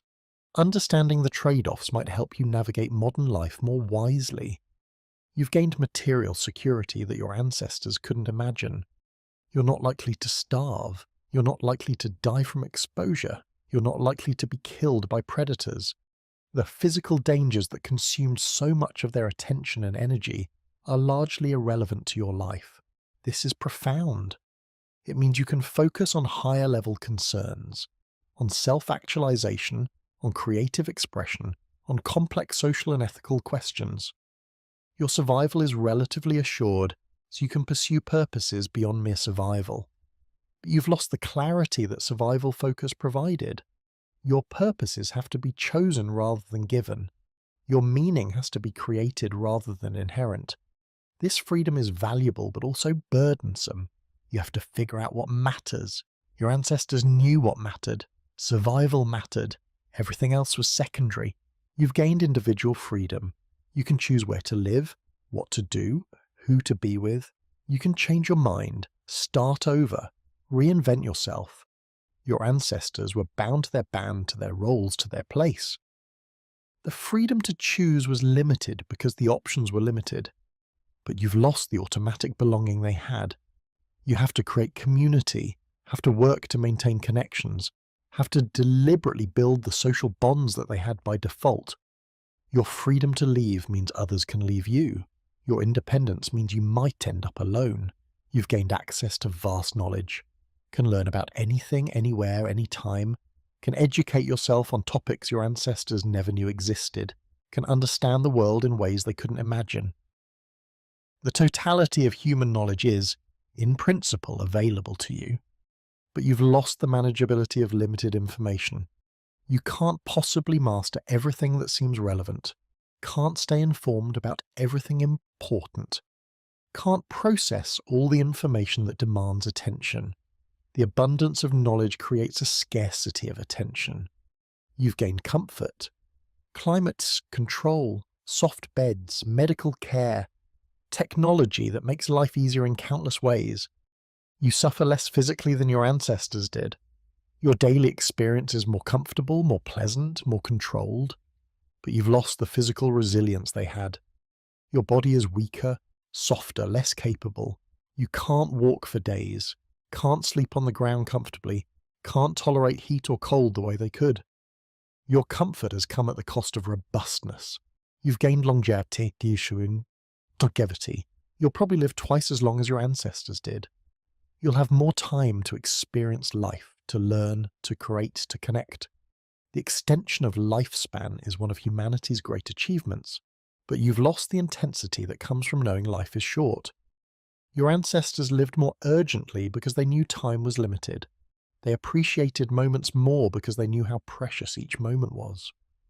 Your abundance of time might make each moment feel less valuable. You've gained privacy, can be alone when you want, can keep your thoughts to yourself, can maintain boundaries that your ancestors couldn't. You have interior space that's yours alone, unobserved, unshared, but you've lost the emotional support that comes from constant connection. When you're struggling, you might be alone with it. When you're sad, you might not have anyone immediately available who knows you well enough to help.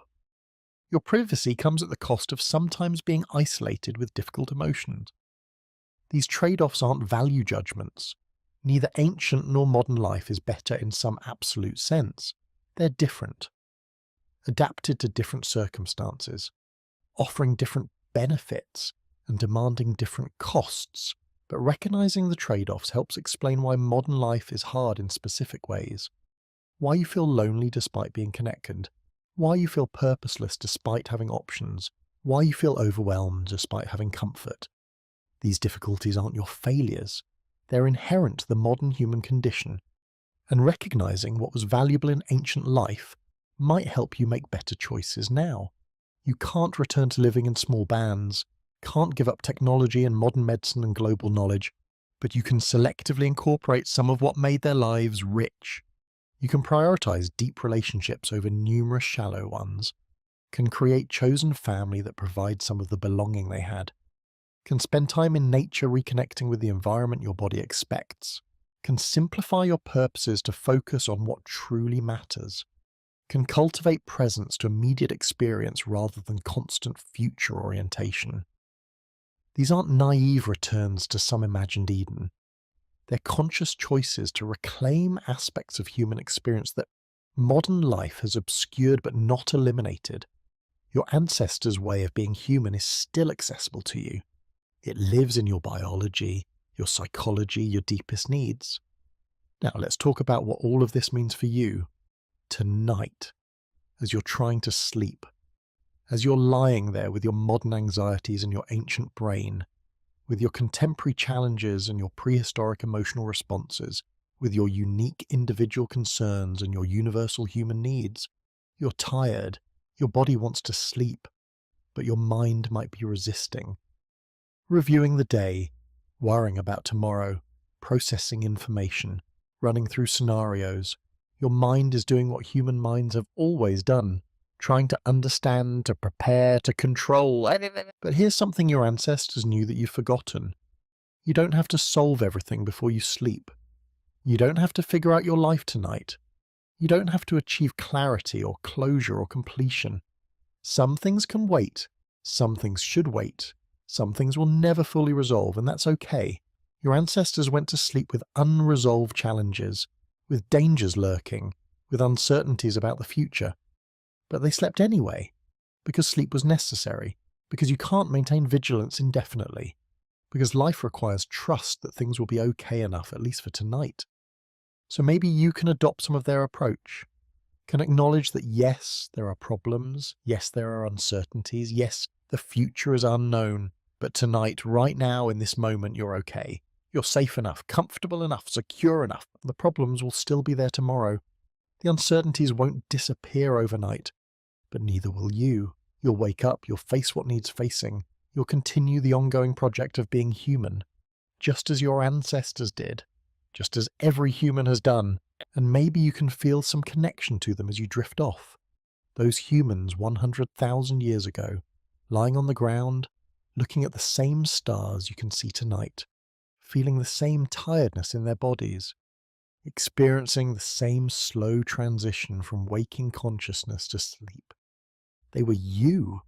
You were them. The same species, the same fundamental experience of being alive. Separated by time and circumstance, but connected by biology and psychology, and the shared challenge of being human. They survived their days, made it through their nights, woke up the next morning and did it again. An unbroken chain of survival and persistence and continuing to exist despite everything.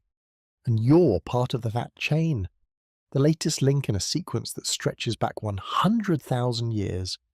Every ancestor you have made it through their fear, through their uncertainty, through their struggles. Every single one survived long enough to pass on life to the next generation.